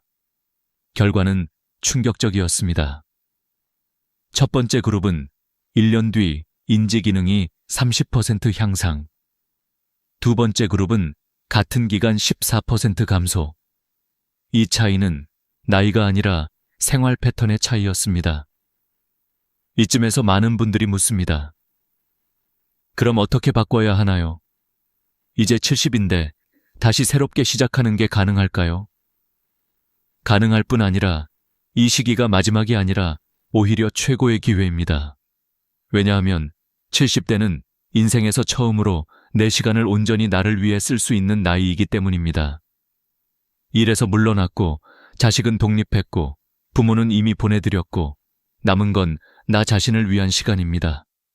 그런데 이 자유를 어떻게 쓰느냐에 따라 두 가지 마주한 미래가 만들어집니다. 하나는 멍하니 하루하루를 버티는 노년. 다른 하나는 70부터 다시 피어나는 제2의 전성기. 그리고 이 둘의 차이는 거창한 목표나 큰 결심에서 생기는 것이 아닙니다. 작은 하나의 선택에서 시작됩니다. 여기서 중요한 현실 이야기를 하나 들려드리겠습니다. 제 환자 중 71세에 혼자 살던 한 남성은 아내를 떠나보낸 후 갑자기 삶의 방향을 잃었습니다. 이 나이에 뭘 새삼 하며 집에만 있었습니다. 그런데 1년 뒤 그는 걷는 게 불편해져서 지팡이를 쓰기 시작했고 3년 뒤에는 무릎이 무거워 쉽게 넘어졌습니다. 결국 그는 스스로 외출하는 것이 어려워졌고 만남이 끊어지면서 기억력도 빠르게 떨어졌습니다. 76세에 그는 더 이상 집 밖을 나가지 않게 되었고 78세에는 치매 초기 판정을 받았습니다. 반대로 같은 동네에 살던 72세 여성은 남편을 먼저 보내고 우울해졌지만 복지관 요가 수업을 등록하고 일주일에 2번 글쓰기 강좌를 들으며 사람들을 만났습니다. 75세엔 동네 친구들과 작은 독서 모임을 만들었고 80세가 된 지금도 여전히 지하철을 타고 돌아다니며 스마트폰으로 사진도 배우고 있습니다. 그녀는 이렇게 말했습니다. 늙어서 뭘 한다는 게 아니라 뭘 하니까 늙지 않는 거예요. 여기서 우리가 반드시 기억해야 할 진리 하나가 있습니다. 나이를 먹는다고 외로워지는 게 아니다. 멈추기 때문에 외로워지는 것이다. 그리고 오늘 이 순간 여러분에게도 질문 하나를 드리고 싶습니다. 나는 지금 멈춰 있지 않은가? 만약 이 질문 앞에서 가슴이 조금 뜨끔했다면 그건 절망이 아니라 기회입니다.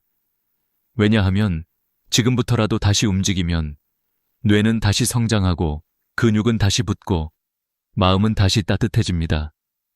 의학적으로도 증명된 사실입니다. 70대는 끝이 아니라 방향을 결정하는 마지막 분기점입니다. 그 문턱에서 다시 앞으로 갈 것인지 뒤로 미끄러질 것인지 그 선택권은 언제나 여러분에게 있습니다. 그리고 지금 여러분이 이 영상을 보고 있다는 사실 자체가 이미 한 걸음을 내디딘 것입니다. 이제 다음 부분에서는 어떻게 더 젊게, 더 건강하게, 더 인간답게 70대를 살 것인지 아주 구체적이고 실천적인 해법을 알려드리겠습니다. 70세 이후의 삶이 왜 이렇게 극명하게 갈리는지 그 근본적인 이유를 조금 더 깊이 들여다보면 하나의 공통된 핵심이 드러납니다. 바로 생활의 구조입니다. 우리가 어떤 환경에서, 어떤 리듬으로, 어떤 사람들과 관계를 맺으며 사느냐가 늙음의 속도를 정합니다. 그래서 오늘 이 부분에서는 단순한 조언이 아니라 실제로 사람이 어떻게 무너지고 어떻게 다시 일어서는지 The Very Real Living Mechanics of Aging, 그 구조를 해부하듯 보여드리겠습니다. 먼저 많은 분들이 심각하게 오해하는 것이 있습니다. 나는 건강하니까 아직 괜찮아. 아니요. 건강해서 괜찮은 게 아니라 구조가 버티고 있어서 괜찮은 것입니다. 직장에서 받던 역할, 가족 안에서의 책임, 사회적 관계, 반복되는 일정이 여러분을 지탱해주고 있었던 것입니다. 그런데 70세를 전후해 이 구조가 한꺼번에 무너집니다. 은퇴로 역할이 사라지고 사회적 관계는 크게 줄고 자녀들은 독립하고 일상의 일정도 흐트러집니다. 몸이나 뇌가 갑자기 늙는 게 아니라 삶의 구조가 먼저 붕괴되면서 그 영향이 몸과 마음에 밀려오는 것입니다. 이걸 설명하기 위해 의학적으로 아주 흥미로운 연구가 있습니다. 2014년 미국 듀크대 연구팀은 70세 이상 노인 1,800명을 5년간 추적했습니다. 그들은 참가자들의 질병 상태보다 생활 구조를 더 세밀하게 관찰했습니다. 그리고 충격적인 결론을 발표했습니다. 노년기 건강을 결정하는 가장 중요한 요인은 질병이 아니라 생활 구조다. 구체적으로 보면 규칙적 일정이 있는 사람은 5년 후 독립적 생활 유지 가능성이 83%, 일정이 불규칙한 사람은 단 29%, 매일 사람을 만나는 사람은 우울증 발병률 7%, 일주일에 한 번 이하로 대화하는 사람은 28%, 외출을 주 4회 이상 하는 사람은 5년 뒤 치매 위험 70% 감소. 여러분, 숫자는 거짓말을 하지 않습니다. 즉, 혼자 살아도 문제가 아니다. 고립이 문제이고 고립은 생활 구조 붕괴의 결과라는 것입니다. 이제 실제 사례를 하나 깊이 있게 들려드리겠습니다. 여러분이 충분히 공감할 수 있도록 실제 노년이 어떻게 무너지고 어떻게 되살아나는지 있는 그대로 펼쳐 보이겠습니다. 서울에서 73세로 혼자 살던 한 할머니가 있었습니다. 남편을 먼저 떠나보내고 아이들은 모두 외국에 있어 혼자 생활하게 되었습니다. 처음 몇 달은 괜찮았습니다. 집이 조용하고 하고 싶은 걸 할 수 있는 자유를 느꼈습니다. 그런데 자유는 곧 고립이 되기 시작했습니다. 아침에 일어나는 시간이 불규칙해졌습니다. 하루 종일 말 한마디 하지 않는 날이 열흘씩 이어졌습니다. 장 보러 나가는 것도 귀찮아져 배달로 때우기 시작했습니다. 그러던 어느 날 갑자기 가슴이 답답해져 응급실에 실려갔습니다. 검사 결과는 특별한 문제 없음. 하지만 의사는 단호하게 말했습니다. 이분은 지금 몸이 아픈 게 아니라 삶이 아픕니다. 여기서 많은 분들이 고개를 끄덕일 것입니다. 왜냐하면 이 패턴은 너무나 흔하기 때문입니다. 그리고 이 흐름은 결국 하나의 결말로 이어집니다. 의욕 상실, 활동 감소, 근육 감소, 낙상 증가, 외출 두려움, 관계 단절, 우울, 인지 저하, 급격한 노화. 하지만 반대로 구조만 다시 세우면 놀라운 변화가 찾아옵니다. 다른 예를 보겠습니다. 71세에 혼자가 된 한 할아버지는 스스로에게 약속을 하나 했습니다. 하루에 무조건 사람 3명에게 인사하겠다. 아주 단순한 약속이었지만 이 행동이 그의 구조를 다시 세웠습니다. 매일 산책을 시작했고 자연스럽게 동네 주민과 얼굴을 익혔습니다. 복지관에 등록하고 서예반을 듣고 주 2회는 문화센터에 갔습니다. 6개월 후 그는 완전히 달라졌습니다. 식욕이 돌아왔고 수면의 질이 개선되고 혈압과 혈당도 스스로 조절될 만큼 안정되었습니다. 의사였던 저는 이 모습을 보며 다시 한번 확신했습니다. 노인의 건강은 약이 아니라 구조로 지킨다. 그렇다면 무엇이 좋은 구조일까요? 단순합니다. 1. 매일 나갈 이유가 있는 곳. D. 말을 섞을 사람이 있는 곳. 3. 내가 없어지면 허전해하는 사람이 있는 곳.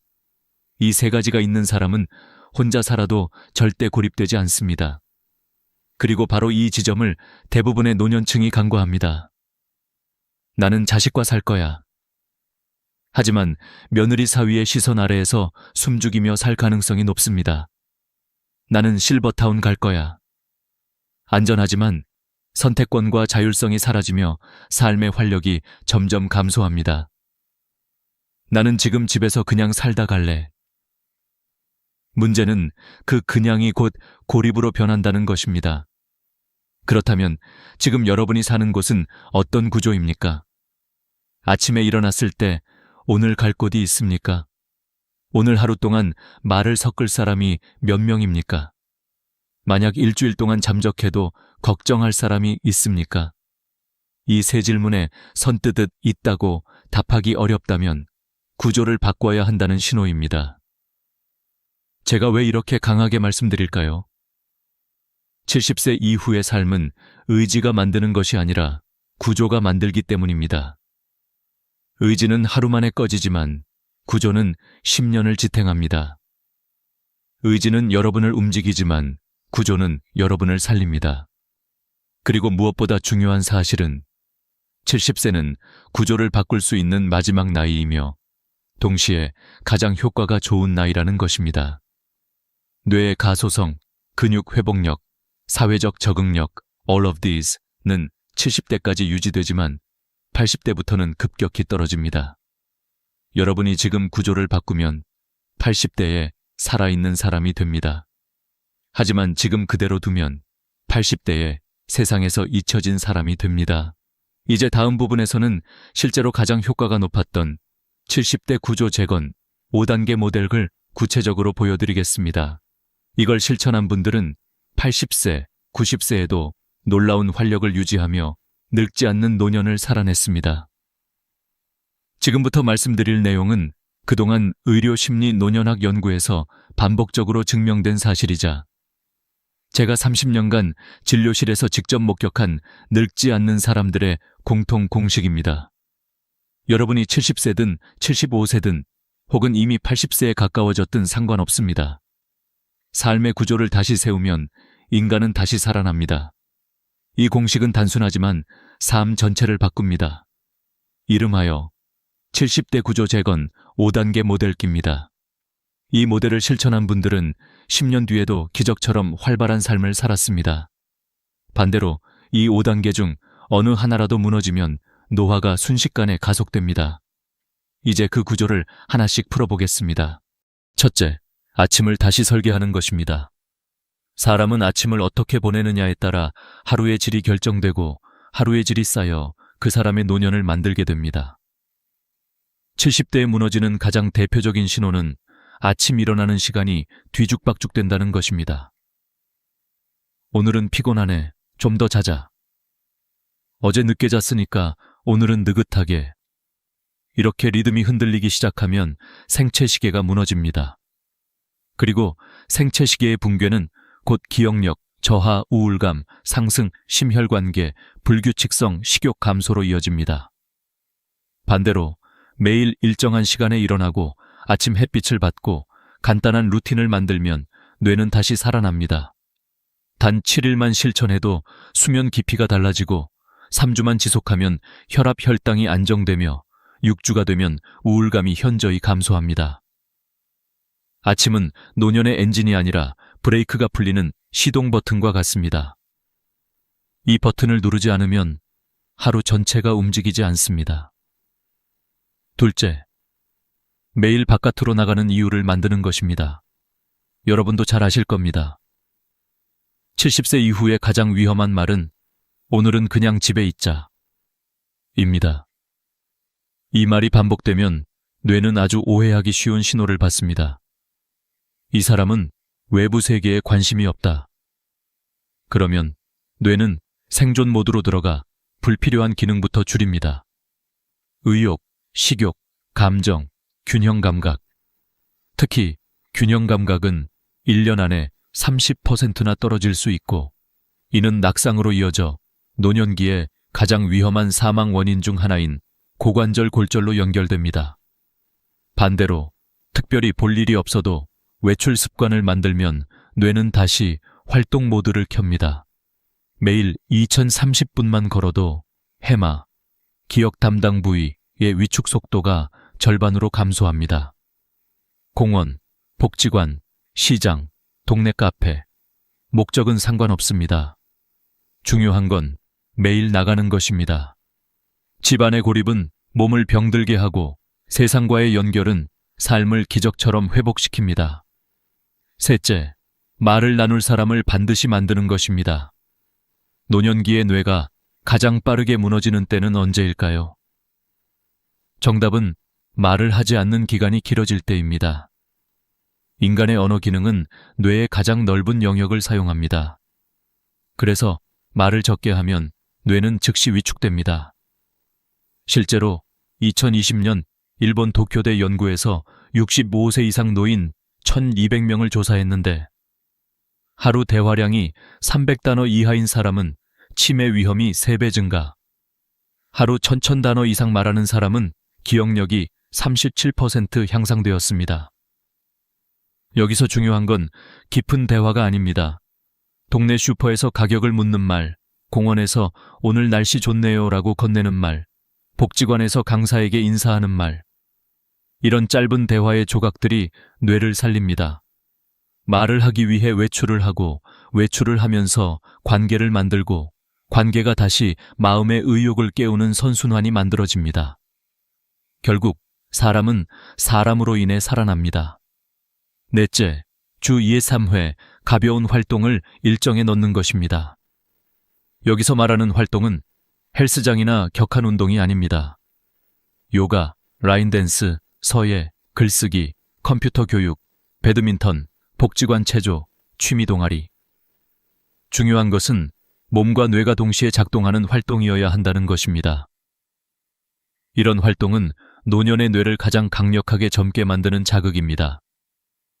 2018년 하버드 연구는 신체 활동 플러스 사회 활동을 동시에 하는 노인은 그렇지 않은 노인보다 8년 후 치매 위험이 무려 89% 감소한다는 결과를 발표했습니다.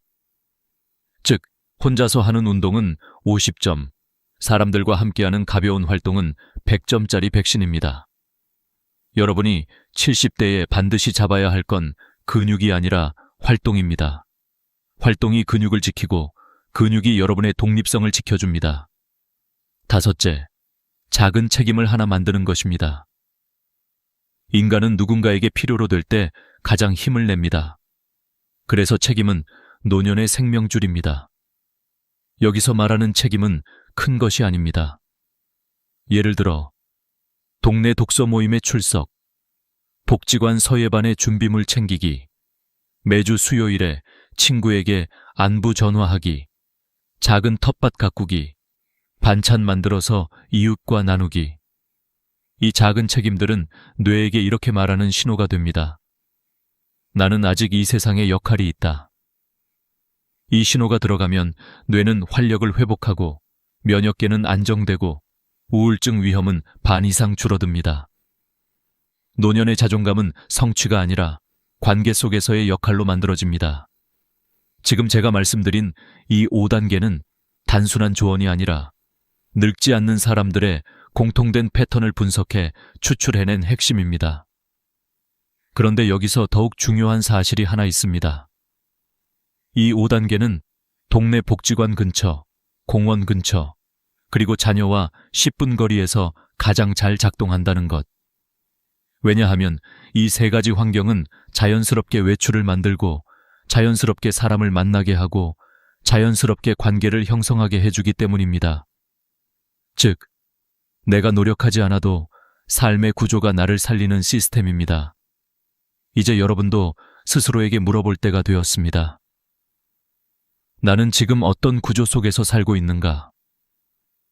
내 삶은 나를 지치게 하는 구조인가? 살려주는 구조인가? 지금 바꾸지 않으면 5년 뒤, 10년 뒤 나는 어떤 모습으로 살고 있을까? 70대는 인생의 마침표가 아니라 재건의 황금기입니다. 지금 구조를 다시 세우면 80대, 90대에도 내 두 발로 서서 세상과 연결된 삶을 살 수 있습니다. 이제 다음 부분에서는 이 세 가지 장소, 복지관 근처, 소형 아파트, 공원 옆 저층 아파트, 그리고 자녀와 걸어서 10분 거리가 왜 가장 강력한 노년 생존 구조인지 실제 사례와 심리 철학적 근거로 분석해드리겠습니다. 지금부터는 많은 노년 전문가와 의사들이 한 목소리로 강조하는 세 가지 장소, 즉 복지관, 도보, 10분 거리 소형 아파트, 공원 옆 2에 3층 저층 아파트, 자녀와 걸어서 10분 거리, 이 세 환경이 왜 노년 생존의 3대 구조인지 깊이 있게 파헤쳐 보겠습니다. 단순히 좋다가 아니라 실제 사람들의 삶이 어떻게 바뀌었는지, 심리학, 의학, 사회학적으로 어떤 작용을 하는지 여러분이 스스로 납득할 수 있을 만큼 구체적으로 설명해 드리겠습니다. 먼저 복지관 10분 거리 소형 아파트입니다. 많은 분들이 소형 아파트라고 하면 불편하지 않을까? 좁으면 답답하지 않을까? 라고 생각합니다. 하지만 노년의 공간은 넓을수록 외로움도 커집니다. 큰 집은 유지 관리가 어렵고 빈 방이 많아질수록 고독감이 깊어집니다. 반대로 15와 20평대 소형 아파트는 혼자 살기 딱 맞는 크기입니다. 움직임이 적당하고 관리가 쉽고 청소도 부담되지 않습니다. 무엇보다 중요한 건 복지관과의 거리입니다. 복지관은 단순한 시설이 아니라 노년의 사회 회복실입니다. 여기엔 놀라운 데이터가 있습니다. 복지관을 주 3회 이상 이용하는 노인은 우울증 위험이 64% 감소, 일 평균 천천보 이상 증가, 인지기능 저하 속도 40% 완화, 낙상 위험 절반으로 감소. 이 효과들은 약으로도 만들 수 없습니다. 복지관은 여러분을 걷게 하고 말하게 하고 사람과 연결하게 하고 하루의 리듬을 만들게 합니다. 즉, 노년의 4가지 생명줄, 활동, 관계, 리듬, 자존감을 한 번에 공급하는 곳입니다. 여기에 거리가 10분이라는 것이 결정적입니다. 버스를 타야 하거나 차를 몰아야 하거나 경사가 있거나 20분 이상 걸린다면 오늘은 그냥 쉬자라는 말이 입 밖으로 나오기 시작합니다. 하지만 10분 거리는 다릅니다. 비가 와도 몸이 조금 무거워도 걷는데 부담 없는 거리입니다. 이 10분은 여러분의 10년을 바꿉니다. 다음은 공원 옆 2에 3층 저층 아파트입니다. 의학계에서는 10년 전부터 공원을 약이 없는 병원이라고 부릅니다. 수많은 연구가 이를 증명합니다. 공원 접근성이 높은 노인은 사망률이 20% 감소, 스트레스 호르몬, 코르티솔, 수치 34% 감소, 우울감 48% 감소, 하루 걷기 시간이 최소 35분 증가, 즉 공원은 걷게 만들고 걷기는 뇌를 살립니다. 여기서 왜 2세 3층이냐는 질문을 많이 받습니다. 답은 아주 단순하면서도 중요합니다. 엘리베이터가 고장나도 계단으로 오르내릴 수 있는 마지막 허용 층수가 바로 2에 3층입니다. 70대 이후 가장 위험한 상황은 움직이기 싫어지기 시작하면서 계단이 무서워지는 것입니다. 5다 7층에 사는 분 중 절반 가까이가 어느 순간 계단을 포기하고 그 다음은 외출을 포기합니다. 외출을 포기하면 관계가 끊어지고 관계가 끊어지면 뇌가 급격히 죽어갑니다. 반대로 2세 3층은 매일 자연스럽게 운동을 만들어줍니다. 계단 2층만 오르내려도 하루 30분 걷기와 비슷한 효과가 발생합니다. 계단은 노년의 최고의 무료 헬스장입니다.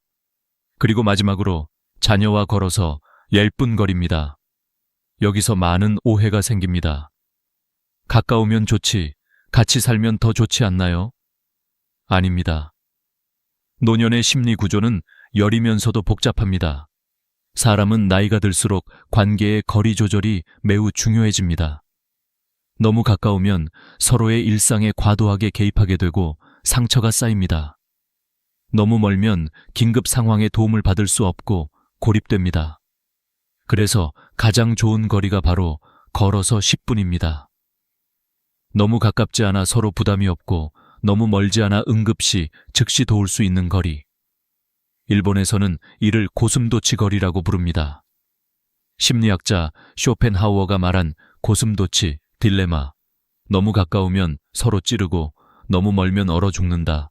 이 말이 노년에게 가장 정확하게 들어맞습니다. 여기서 중요한 건 부모와 자식 모두에게 독립성을 주면서도 연결을 유지할 수 있는 거리라는 점입니다.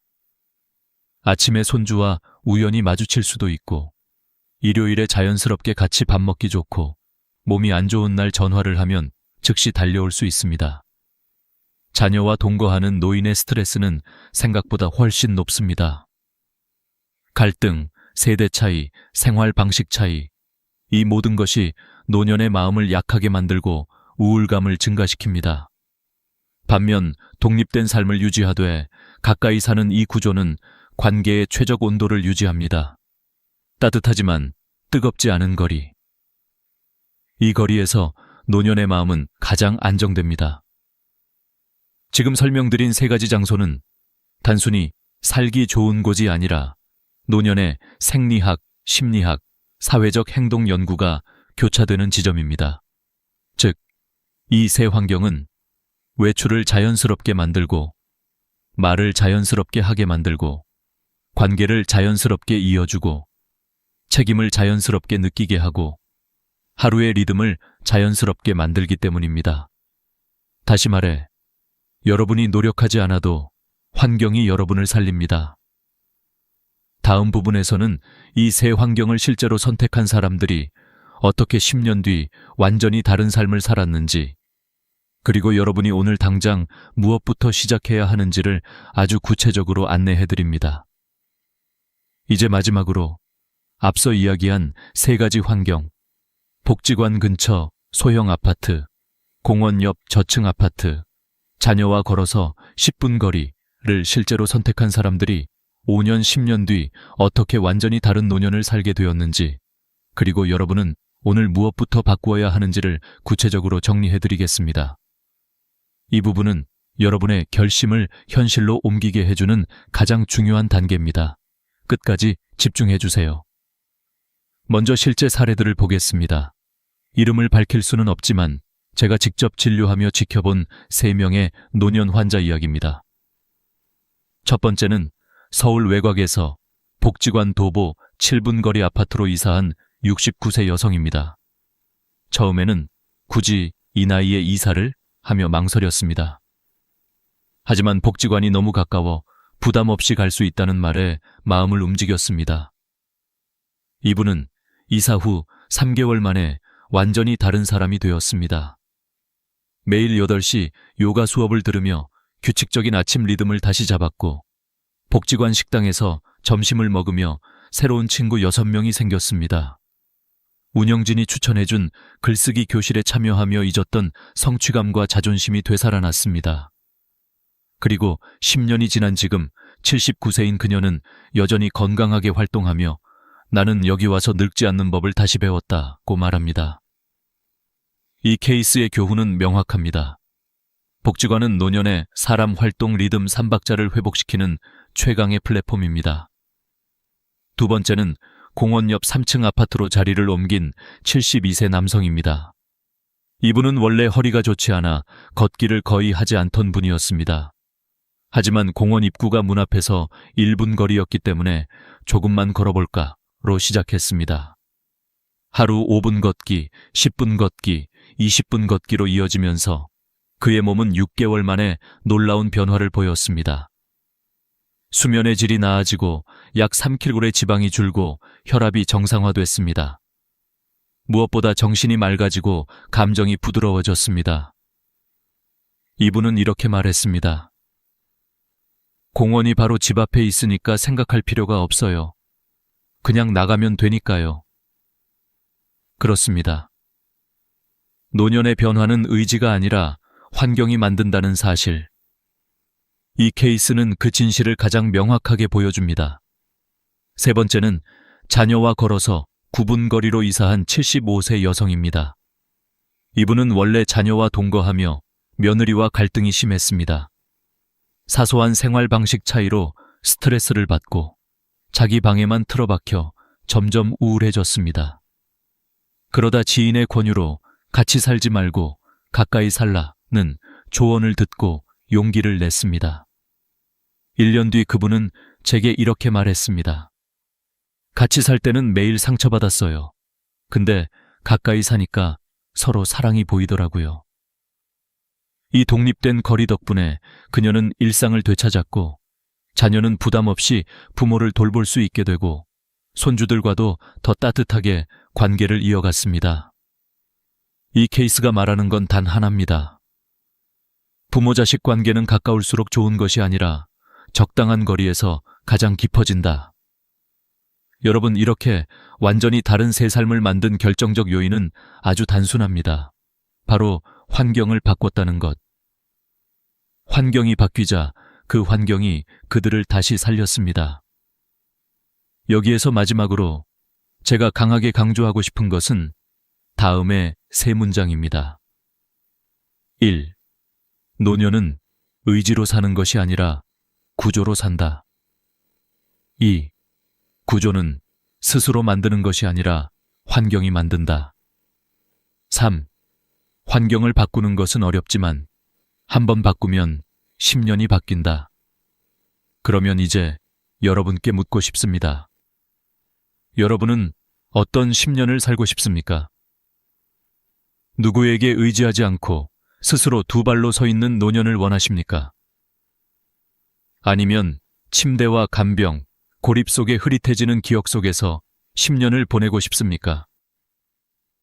선택은 언제나 지금 이 순간입니다.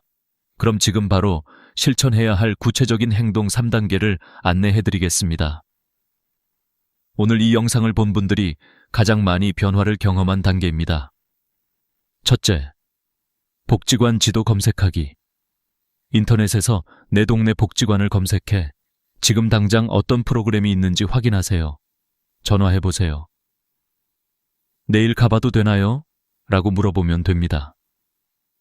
처음에는 어색하지만 한 달만 다니면 그곳이 여러분의 제2의 집이 됩니다. 둘째, 공원 접근성 체크하기. 지금 사는 집이든 이사할 집이든 공원이 가까운지 꼭 확인하세요. 공원까지의 거리보다 중요한 것은 매일 걸을 수 있는가입니다.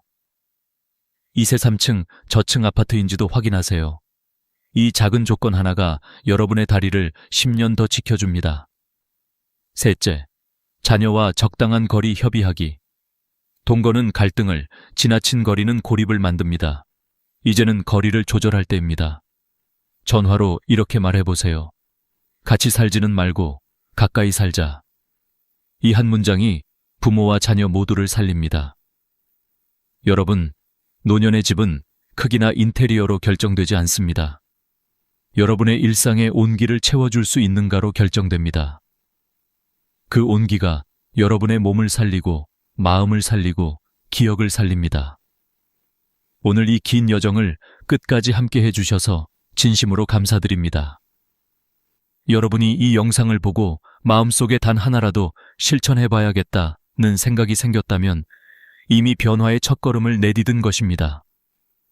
저는 여러분이 혼자 살아도 외롭지 않은 그날까지, 그리고 마지막 순간까지 존엄하고 평온한 노년을 누릴 수 있을 때까지 함께하겠습니다. 마지막으로 여러분께 약속받고 싶습니다. 오늘 제시한 3가지 실천 중 어떤 것을 먼저 하시겠습니까? 댓글로 1번, 2번, 3번 중 하나를 남겨주세요. 여러분의 한 문장이 이 채널을 더 좋은 방향으로 이끕니다. 그리고 구독과 좋아요는 여러분의 노년을 지키는 또 하나의 작은 실천입니다. 오늘도 함께 해주셔서 감사합니다.